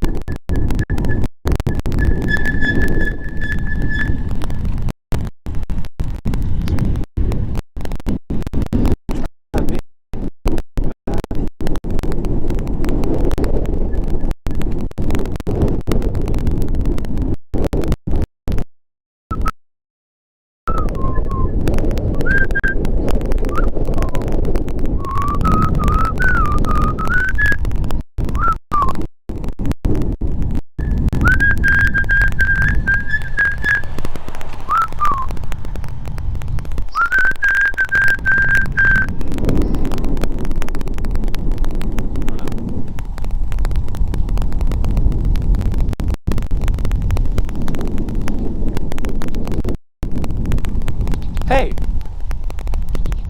Hey. Oh, have I been streaming at all?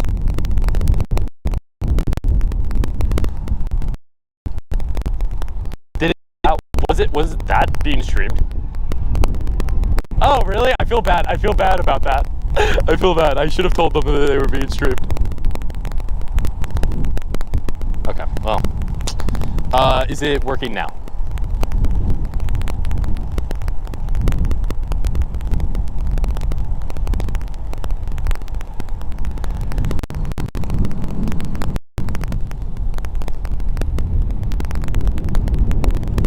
Audio isn't working?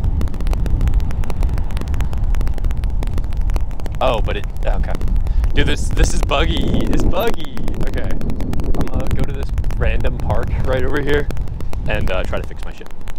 And then I'm also kind of, no, I turned everything off. Just like fix my shit and then I'll go. Dude, but wait, were you listening to that interaction? Did the audio come through? Did their audio come through? Like, did it sound good? But that's like the entire point of the stream. Is like, I know, yeah. Well, and I'm just like, it's easier to build an audience just like walking around, chatting, or whatever. And oh, I might have got my first like customer for the East Operative. You might wanna check it out. Dude, that's exciting, right? A little anarchist from upstate New York was like, hell yeah. This is also, it's also like a good place to start my shit. All right, you're saying my audio sucks, so I just need to like unplug, replug situation.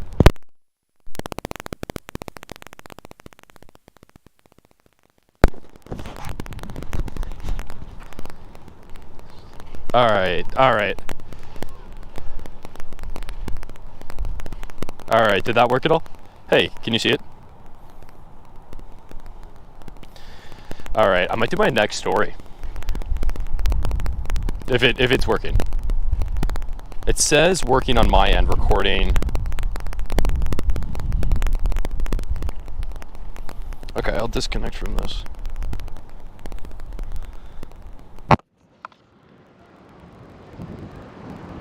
Wait, no, I just unplugged something and I'll have to replug it.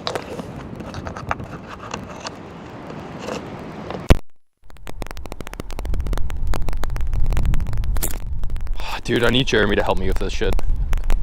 I don't know. Let's see here. You think I got it? I got it. For real, for real? 2 viewers. Nice. Are you one of the viewers? Hell yeah. Wait, it doesn't sound staticky at all.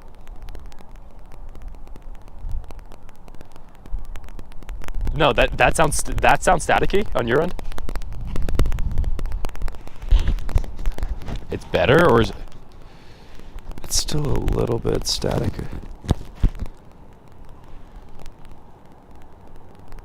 Oh, it's on low bit rate. Low bit rate just means I'm gonna go to a different area then, because low bit rate just means that it is. Oh my god, why does my energy drop? And now I need more Gatorade.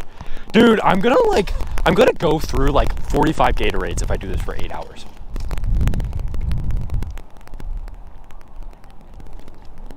You know what I'm saying?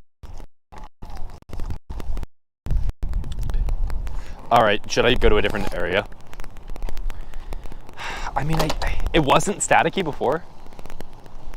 Let me try to go to a different area then. Because I'm in a random dog park. Let me go to that one park that was outside my old place. Or wait, let me just go to the main area. Well, I wanted a place to do a story. So if they can hear me. All right. Well, maybe I need Jeremy to help me mess around with it. Hopefully this weekend. $10. So.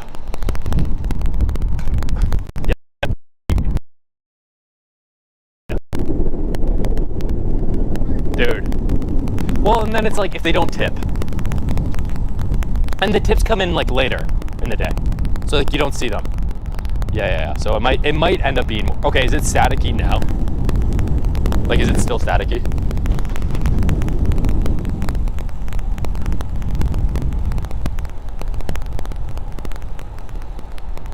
I just don't have good connection right now, dude. But I'm like in like a poppin' area. There should be like good connection here. It's kind of bad that it's not good. It's a bit of a bummer. Have you seen the amount of police that are out on the streets right now? It's kind of crazy. Is this like Friday night show of force type shit? Like, I'm curious. I've not seen this many police out here in a minute. Yo, that was so funny. Just like, I've been to the AMC here. It's nice. All right. Okay, so but the audio still sucks.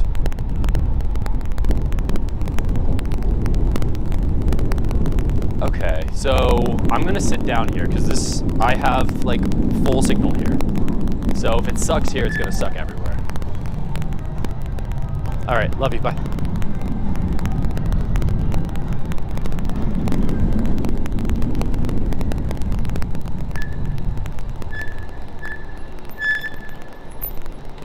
Yo. The audio sucks here. It is gonna suck absolutely everywhere.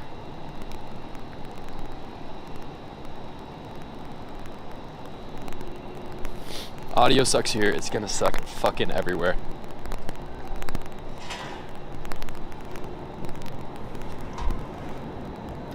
Hey, alright. Alright, let's see this here. I'm gonna take this bad boy off. And I'm going to see why my audio sucks ass. Alright, this can come off too. Hey! And let me prop this sucker up. Hey. Yo! Alright, my hair probably looks like absolute ass. But we're onwards and forwards to the next story of the day, and hopefully, let's just see here. Maybe it's because my plug here is weird. Let's make sure my audio here is decent. I don't know why it's not, but apparently my audio sucks ass. You know what? We're just gonna deal with it for today, and we're gonna go on to the next story of the day. What do we got? So, first thing we talked about, good people in evil places. What do you do to your friend that's trying to work at Schmargo or the CIA?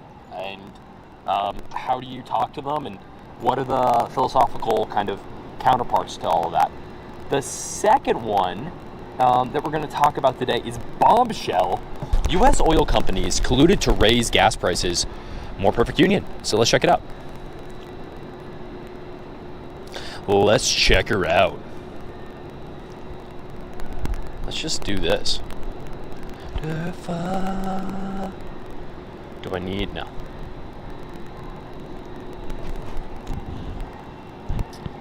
Okay, so we're gonna turn this off. No! Will that ruin everything? I should have just turned this off.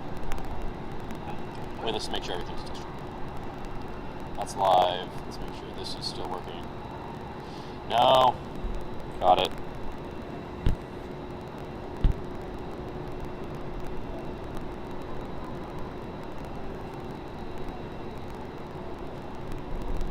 Alright, 1858. That's working. Stream health looks pretty freaking good. That's live. We should be cooking. We're on scene. We're not on low bit rate. And let's just see here. Okay. Go.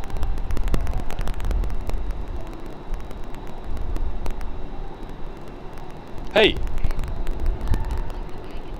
Wait, hey. What's up? Unplug the mic and leave it unplugged. Are you for real? The mic sucks? Wait. Try that. Hey. Oh. Bikehead. Wait. Just tell me if it sounds good. Give me 1 second. It's on a lag, so. Okay. Yeah, tell me if it sounds okay.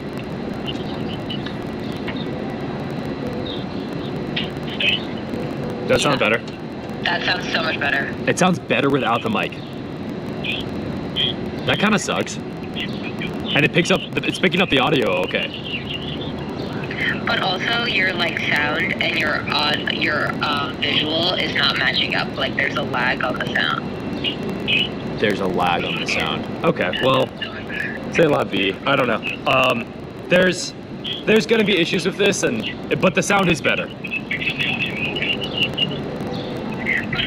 The sound is better. Yeah, just do this while you're sitting, and then maybe we can like mess with the audio later, and then put the like microphone back on when you're biking. Okay, gotcha. All right, bye.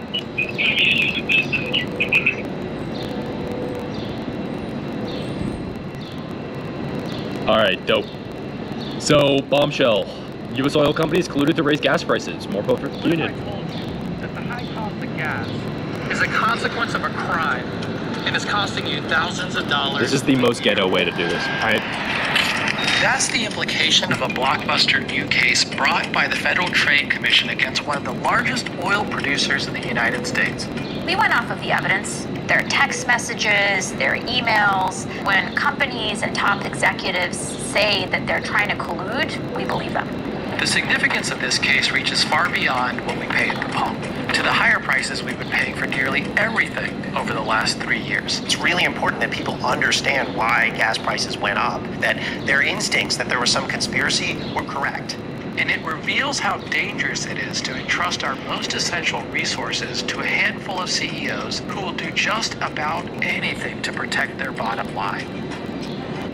I think what's important here to recognize is that when you have an oligarchic system where you have a few people at the top that own everything, that pick the CEOs that own everything, it's very easy to collude for price gouging. And then think about this. Think about how much you've heard about it's inflation. Everything, it's just inflation. It's just inflation. It's just inflation. When in fact, when you collude with everybody else to raise prices across the board, it's actually oligarchic price fixing, not it's just inflation. What is inflation? It's the raising of prices, some would say for a reason or not, right? So there's a bird on the ground. It's very sad. Some man just went up and tried to look at it. 10 years ago, we had it pretty good. Gas was cheaper, and for a few years it stayed that way. Gas for $1.89 a gallon. Prices are down, way down. Gas is $2 a gallon. Then COVID hit, and the price dropped even lower. And you know, the problem is nobody's driving the car anywhere in the world. But when the lockdown came to an end, in 2021, the price began to rise. Gas prices rising nationwide. And rise. It is not a pretty picture here at the pump. And rise again. $4 or $5 for gas is outrageous. Just can't pay it. And when Russia invaded Ukraine, it skyrocketed. Since then, it's come down slightly, but it remains at one of the highest levels on record. Why is it that the price of oil today is still so high? The short answer is the oil cartel got bigger and more powerful. In the mid-2010s, the U.S. started to be known as Saudi America. In each of the last 6 years, the U.S. produced more crude oil than any nation ever. Fracking really started to get going in the mid-2000s, and American producers increased production until they started to challenge OPEC primacy. OPEC is the group of oil-rich countries like Iran, Iraq, and its leader, Saudi Arabia. Since the 1970s, OPEC has acted as a cartel, controlling enough of the global supply of oil to effectively set its price. But when the U.S. began to produce huge amounts of fracked oil in the 2010s, that new supply meant real competition for OPEC. I think that OPEC is in big trouble here. I'm predicting that we will be producing enough oil that we won't need OPEC. The companies with the power to compete were above all in the Permian Basin, otherwise known as Texas. The Permian Basin. Some dead dinosaurs. Dead dinosaurs is how our society runs. Gotta burn them dead plants and dead dinos. That's how everything runs around these parts. And that's what geopolitics is all about. It's about dead dinos. It is a gigantic lake of oil, one of the biggest reservoirs of oil in the world. In 2014, OPEC were getting frustrated with these upstart Americans. And so they decided to take share back from the Americans and drive U.S. shale producers out of business. And so from 2014 to 2016, there was this fierce competition between OPEC and the American producers. And you can see it, the chart. People are talking about a price war. There was a price war from 2014 to 2016. This is geopolitical hardball. A price war meant lower prices for consumers. Well, it's fun to watch it on the boards as you pass by. But like any price war, it eventually cut into the industry's profits and into the dividends of its largest shareholders. Now, there it is. Shareholder capitalism. Into the profits of their largest shareholders. Again, not looking out for the consumers. It's a price war. It's driving prices down. It's good for you, but it's bad for the shareholders. It's bad for the shareholders' dividends. This comes down to corporate governance again and again and again and again and again. When you sell equity for cash, when you sell your shares for cash, you're beholden to the people that you sell those shares to as your corporation, because they determine who is on the board of directors, who determines the CEO, etc. So you're beholden to them. When you have a worker cooperative or an employee-run business, you're not beholden to these, external shareholders. You're beholden to yourself as a company. Could worker cooperatives still collude together? Absolutely. But they're not worried. They're not direct quarterly pressures. Every single quarters are not, let's increase earnings, let's increase earnings, let's increase earnings, let's increase earnings. So because of that differentiation, because they have one member, one vote of the board of directors, consumer cooperatives as well, they're less likely to engage in such behavior because of their corporate governance. And again, could worker cooperatives, could worker-owned businesses still collude? Absolutely. Are they less likely to engage in this behavior because they don't have these quarterly earnings reports that they have to go to their bosses? They have to go to their bosses, the shareholders, and tell them we've increased earnings by this much every single year over year.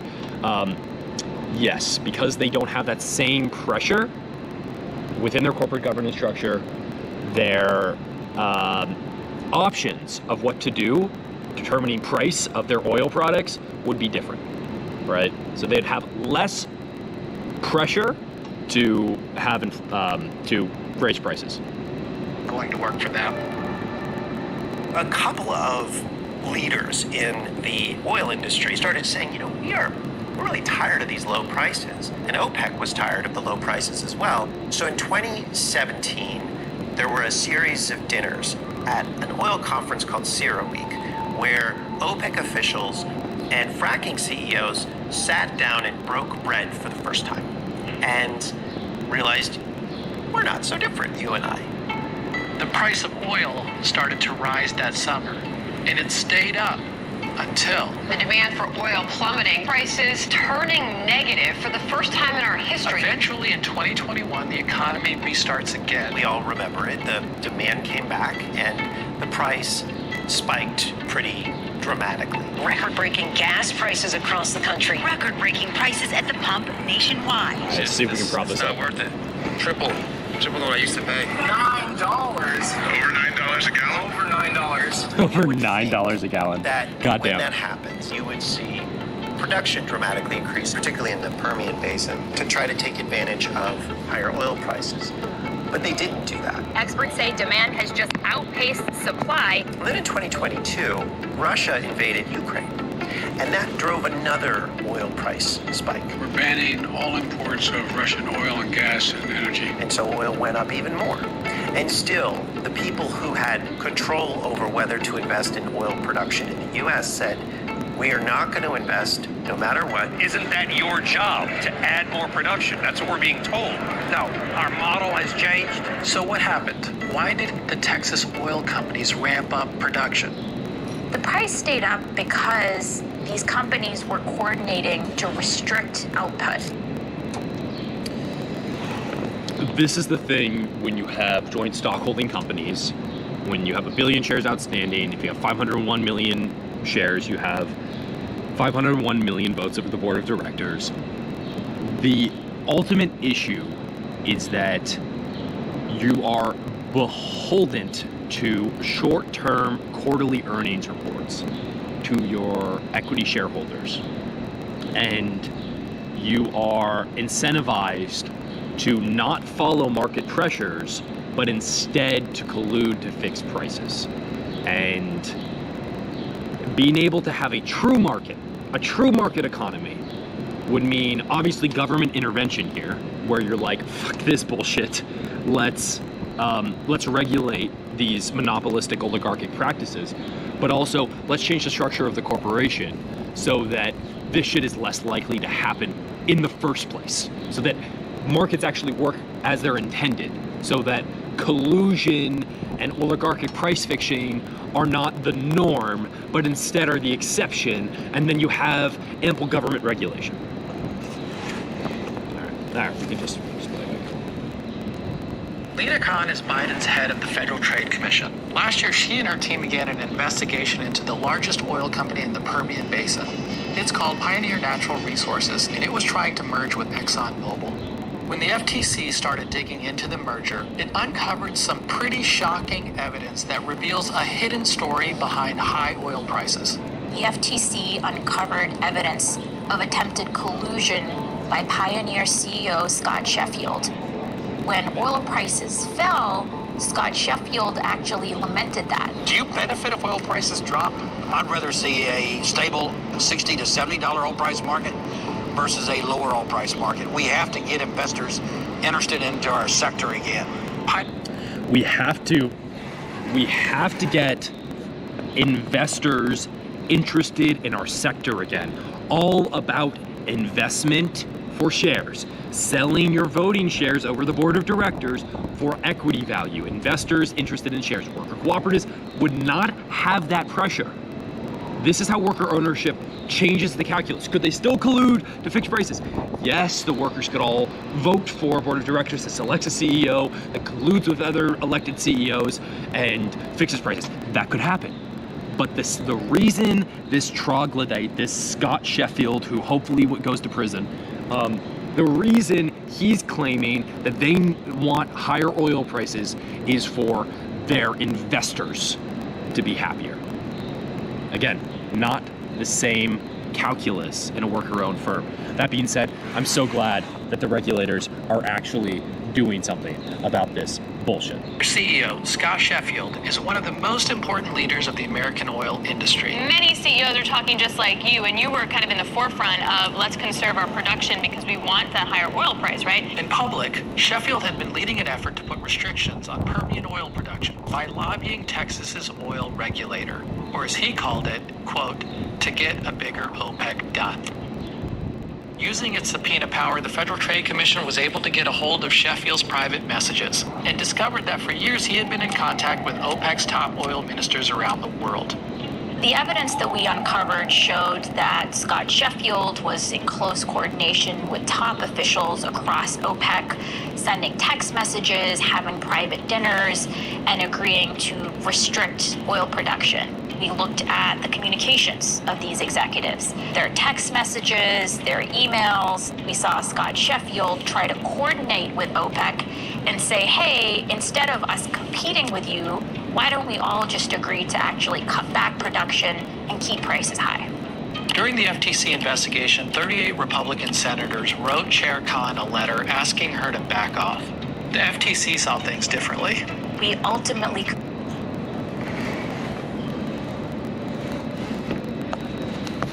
Color me surprised.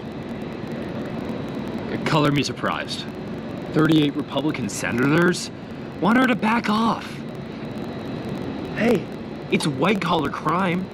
It's only hurting the average American. Republicans only talk about gas prices every 15 seconds. But back off.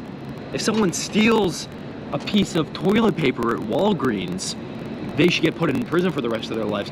But if an oil CEO colludes with other oil CEOs to price gouge 330 million Americans, then you should back off. You should just back off. What a corrupt, vapid, hollow ideology. concluded that Scott Sheffield cannot be on the Exxon board of directors. We also banned Exxon from appointing for 5 years the vast majority of the executives from Pioneer. It also referred Sheffield's case to the Department of Justice for criminal prosecution. If you're going to make decisions to commit crimes or to break the law, then you should be aware that you're going to be personally held accountable for it. It's almost impossible to quantify the consequences of this corporate scheme to raise oil prices. But a back-of-the-envelope calculation suggests that the cost of Pioneer's collusion alone was about $200 billion a year in higher prices.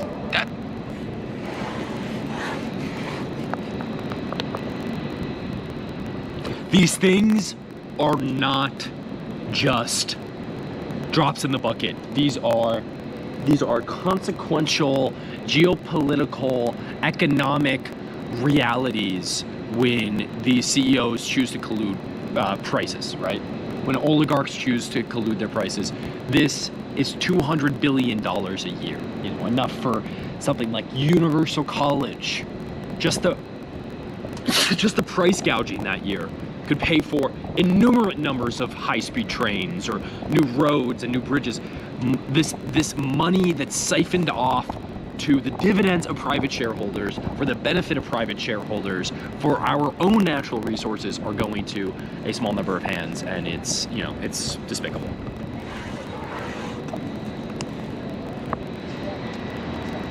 Thousands of dollars a year for every American family.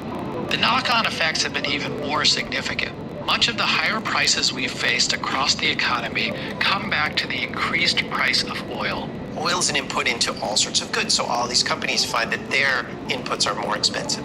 The oil price increase started an inflationary spiral in the rest of the economy because all of these CEOs are looking at the price of oil and the profits of oil companies, and they noticed that people would pay. The collusion in the oil industry tells us an important story about how inflation is happening. Inflation or high prices isn't simply the result of government spending, as some might argue, or the invisible hand of the marketplace. No, it's the result of human hands at work. It's in the texts of an oil CEO to a foreign oil minister saying, let's work together to keep oil prices high. Think about this. In 2022, the oil industry experienced its highest profits ever. That same year, Americans paid the highest in gas prices ever. Those things, my friends, don't happen by accident. Couldn't have said it any better myself. Let's see if we got any comments. Before we start Uber eating. Yeah, couldn't have said it any better myself. Stay safe, watermelon lover. All right, home, 1 beer, and it's Taryn. Dope. 3 followers. Yeah. Nice. Will do. Alright. We going. We'll Uber eat it again. We'll go Uber eat it. We'll Uber eat it. Oh, two viewers. Very nice. Political candy will do. Oh, very nice, robot. Hell yeah. All right, on our way. Nice. Let's do it. Let's Uber eat a little bit. Oh, new subletters moving in today. Very nice. Here, I'll call Taryn Killer now.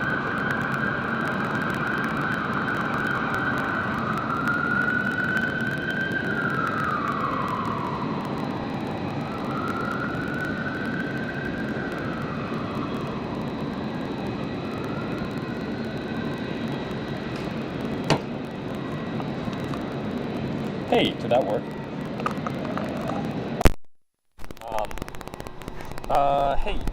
Johan just texted in the chat, the new subletter is moving in today, /tomorrow. So I just want to let you know, there might be a random guy in the house.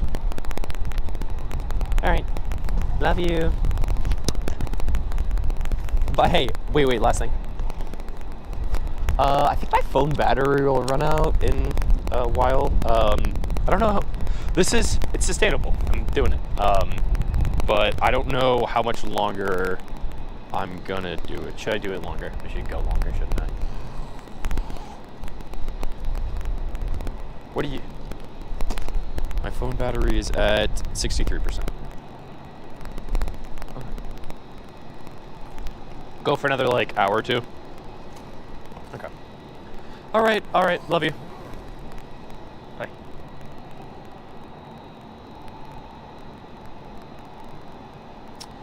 Dope. Onwards and forwards. Onwards and forwards. Dope. And then this works. And then double check this is working.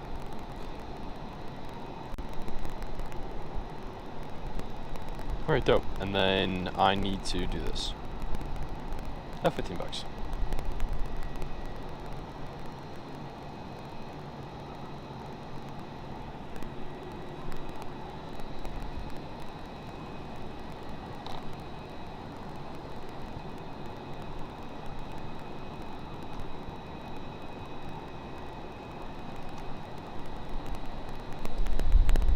Yeah, I'll do it.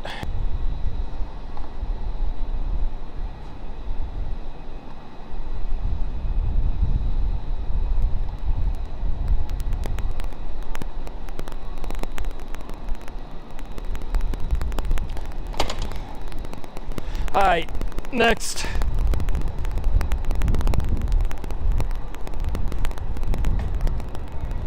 Dope. Where are we going? Oh, hey, buddy. A little bird in the ground. Don't tell me those are stairs. No. Alright, dope. Oh, it's just like up here on the right.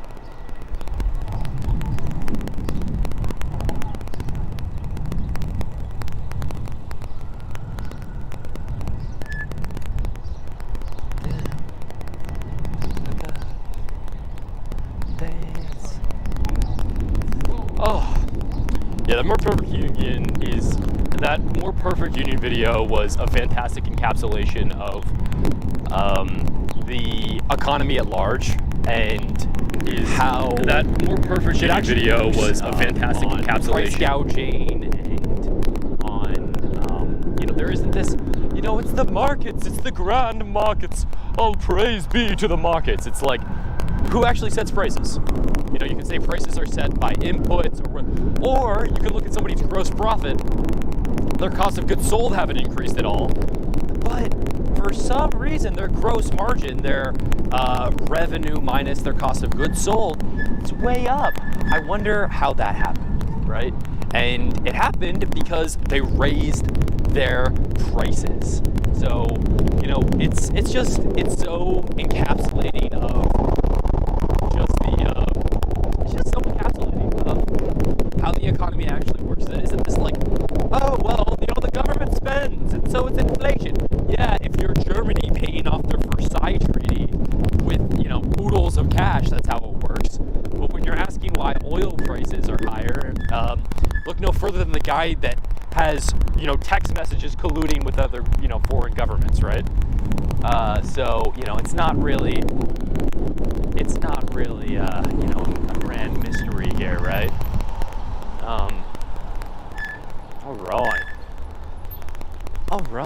All right. What do we got here? What's next? Wait, I know. All right, where are we picking up? Samola. Oh, here we go. Go. Oh, down on me. There we go.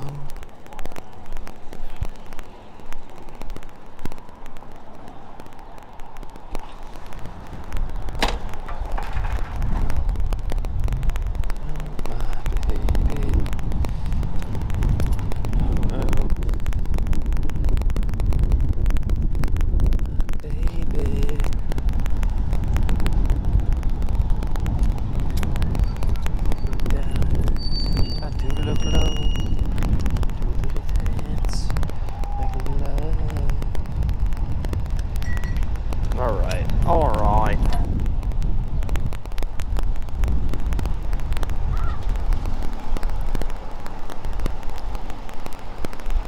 How the hell do I get in? Oh, perfect. Or other way, yeah.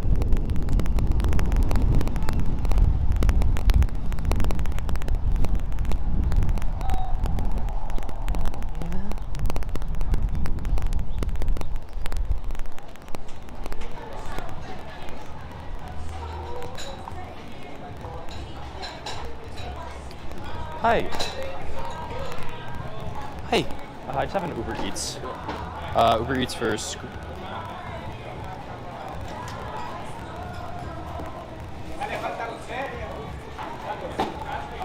Thank you. Ooh. Alright. Some pizza, some noodles. There's 6 of us? Yeah. And then you start thinking about, you start thinking about what the American diet is. I delivered now 3 pizzas, some Asian food, some noodles, some soup. It's pretty good. It's not so bad.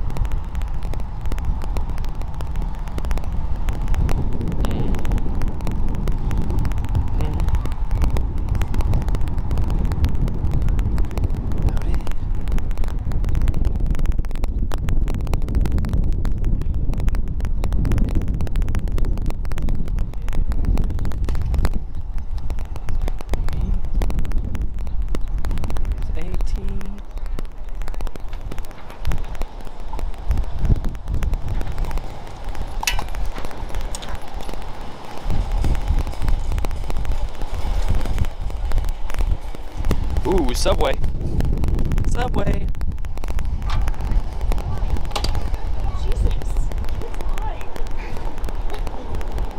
It wants me to go towards this way, right? No, not through the intersection.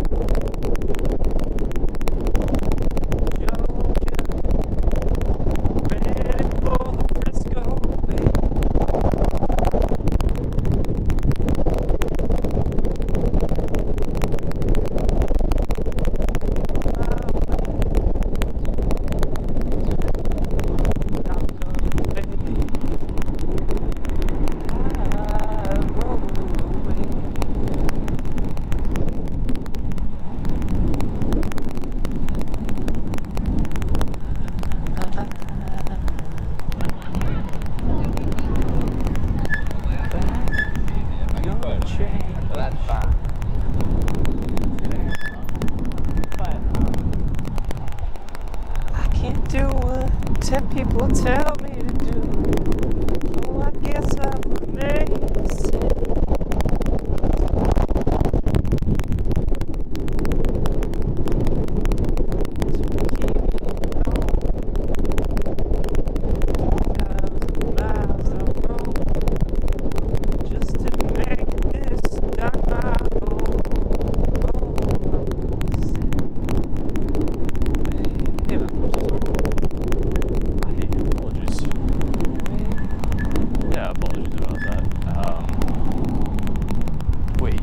That's it, right? And then it's on the...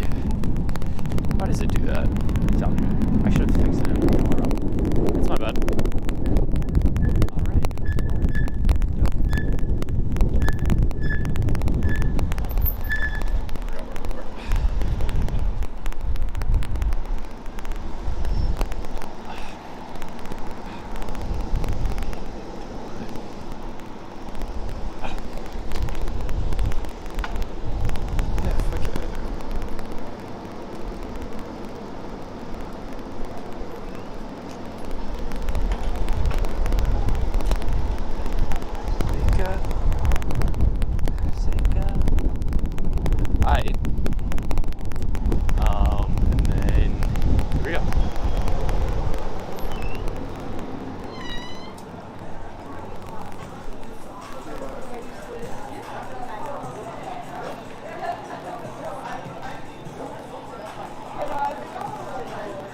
Hey, how's it going? How are you? Order for... Yeah, sorry.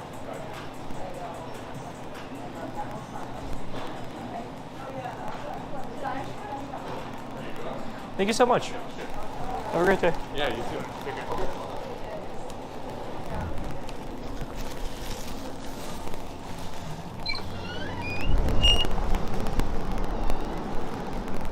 Dude, delivering soup. Delivering soup be the shit. Order the all right. Ordering soup from Uber Eats. That is like, wait, does this fit? Wait. Yeah, there's no way to do this. Oh, okay, it does fit. Barely. The freaking soup order. That's crazy. Why are you ordering soup on Uber Eats?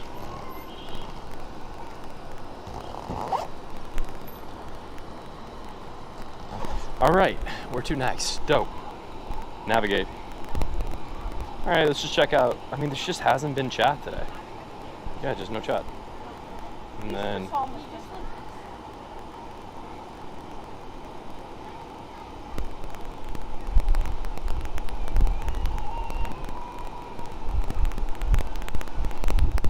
Alright, dope. Alright, navigate.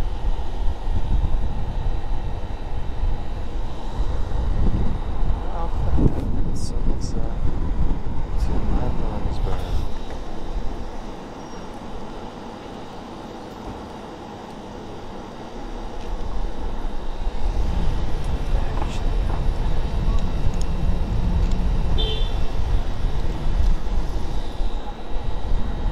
Dude.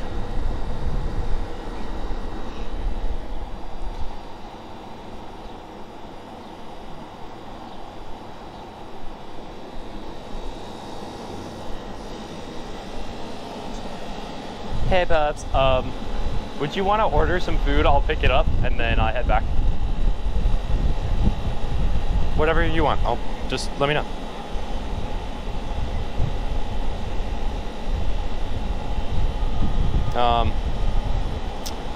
Okay, what do you think? What are you thinking? What are you thinking you're in the mood for? That's the real question.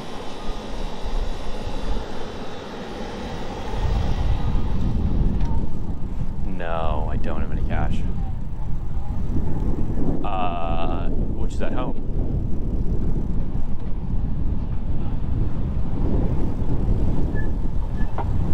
Oh, okay. Are you sure? Well, I don't know how much cash I have in my wallet. I don't think it'd be enough to like...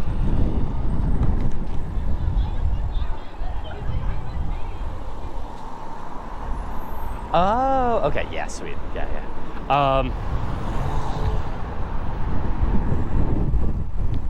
Okay. Sounds great. There are a couple dispensaries. There's one that's open later. Just look up. Do I have no? Okay. All right. Love you. Bye.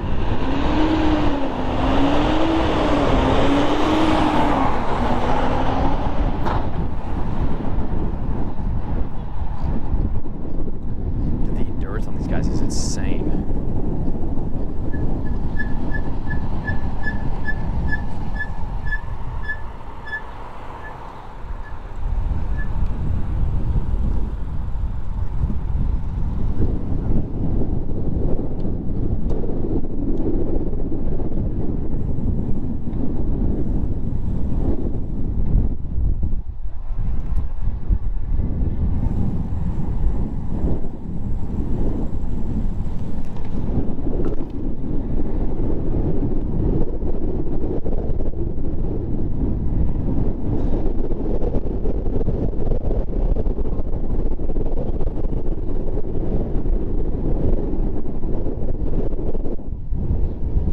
Just a calm, beautiful day. Some future Jason Tatum's over here, practicing it up. Does he got a good jumper? Hey, swoosh, nice.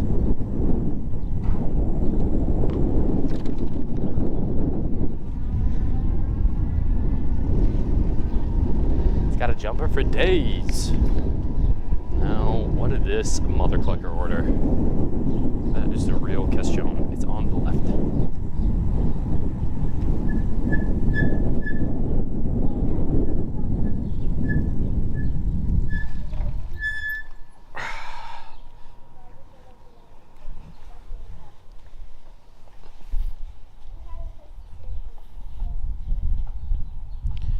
What are the, oh, someone. Let's see the address.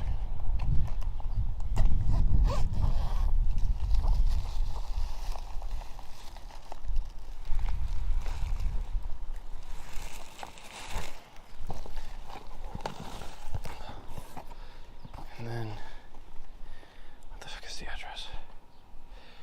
384.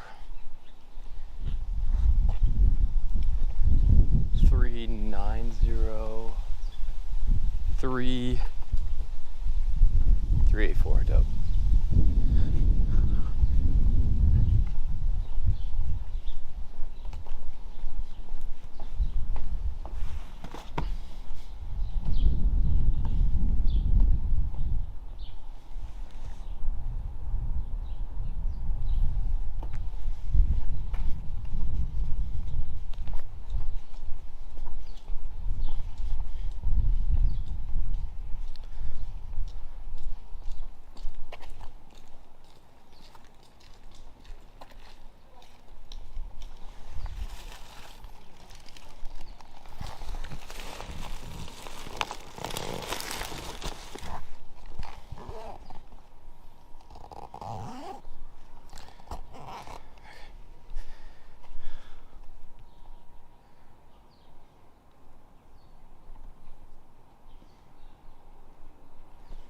Hey, man.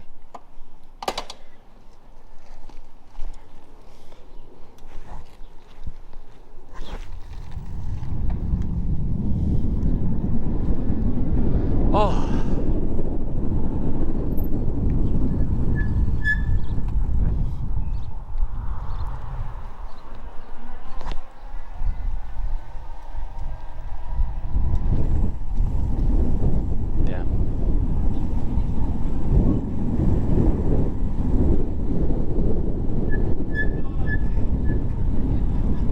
Thank you, brother.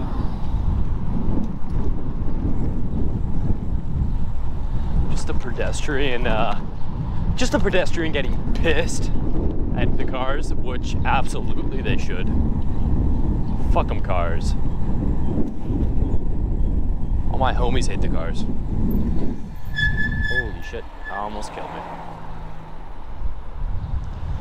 You have reached the delivery service of Mike Moyer. How can I help you?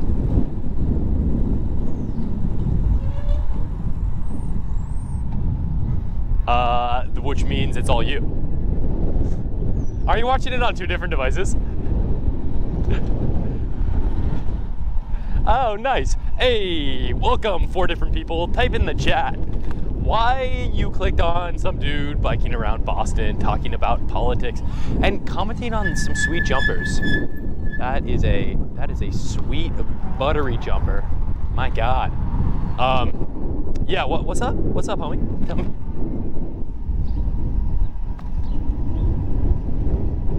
Oh, keep going. You got viewers. You got 4. It's pretty good. That's pretty good. So random people clicking, hitting click. Write some comments. All right, yo, let's see ya. Bye. All right, trying not to get killed here. But you know, why try not to get killed when you can get killed? It's so much more exciting. Getting killed is so much more exciting. It's so much better for the stream, honestly. Now this is the move that cars can't do, that bicycles can. Right through the middle. Just, okay. Hopefully, just right here.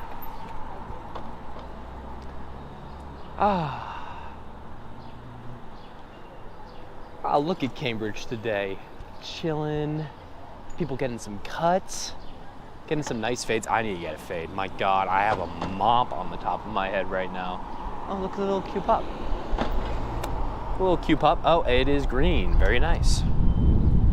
Very nice. So baby, if you want me. We've been talking about politics today.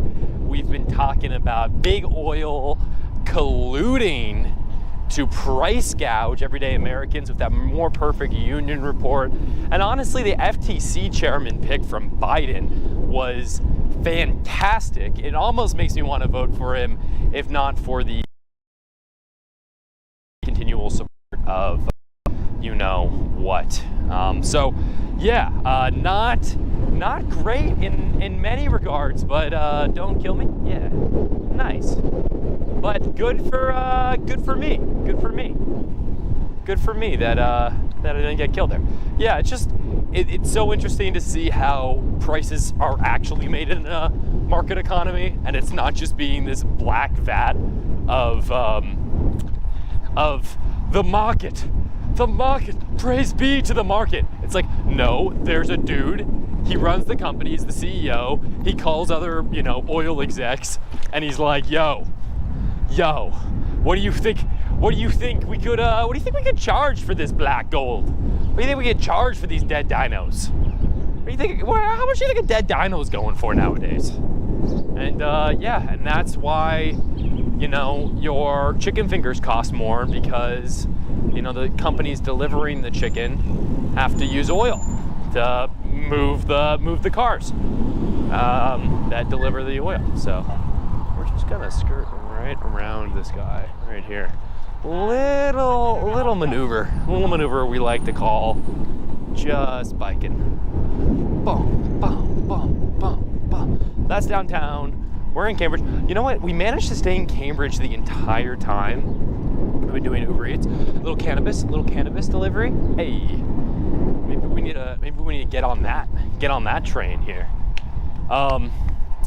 Yeah, I wish I had more to entertain you guys. Eventually, I'm hoping to put a nice little podcast on that y'all can listen to, and we can chat about it, because I know this is boring. Maybe we'll talk to some homies on the sidewalk. Maybe we'll just do some live interviews here soon. I probably need to make that a main segment. Just some on the street views, on the street interviews. Good for this lady. Biking, no helmet though. Don't love that, but yeah. People shouldn't need to wear helmets. It should be safe enough. I mean, wear a helmet for sure, but people shouldn't need to. It should be easy to bike around the city.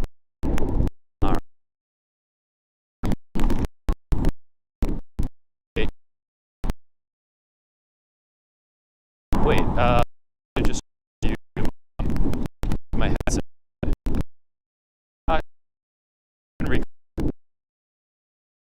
You're not on my head. Okay. You gotta show me love. So, wait, yo, wait, what? Okay, that's what I'm like, it makes sense. Like, they join the stream for a bit and then they pop in and out. Like, it's just not neat enough to keep people's, you know what I mean?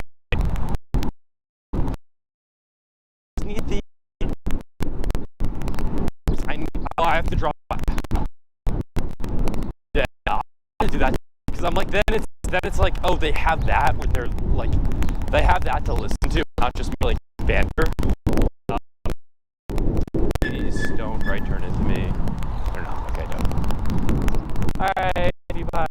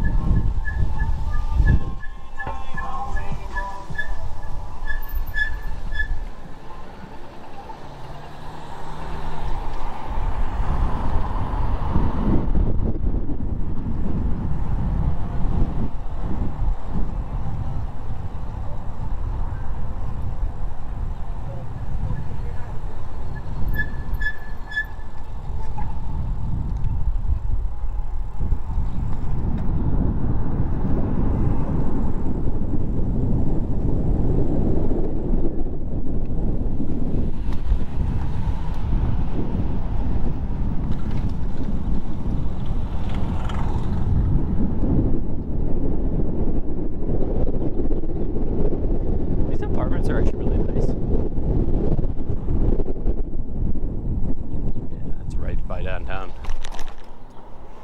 It's kind of dope, actually. Oh.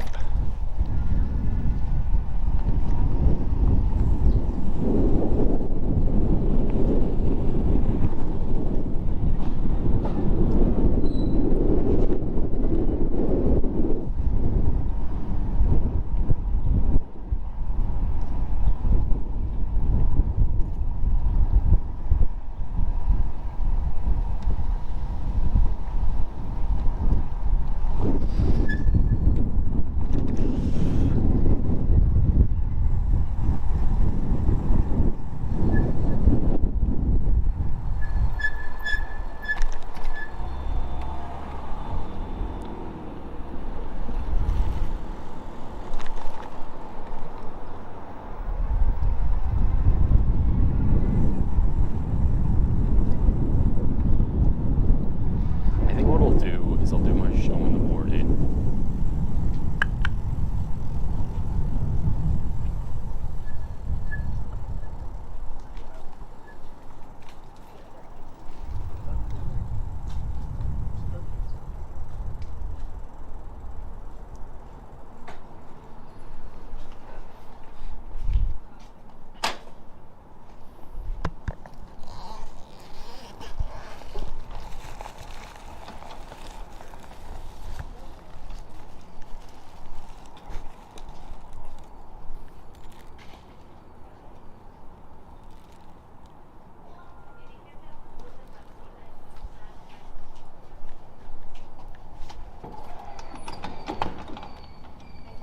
Oh.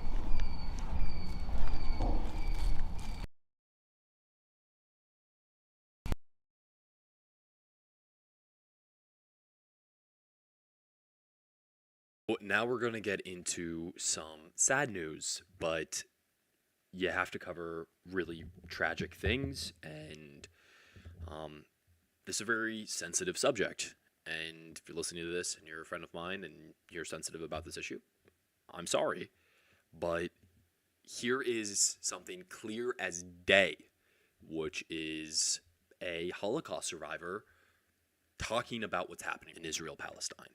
And make no mistake about it. Let's see. What does he say?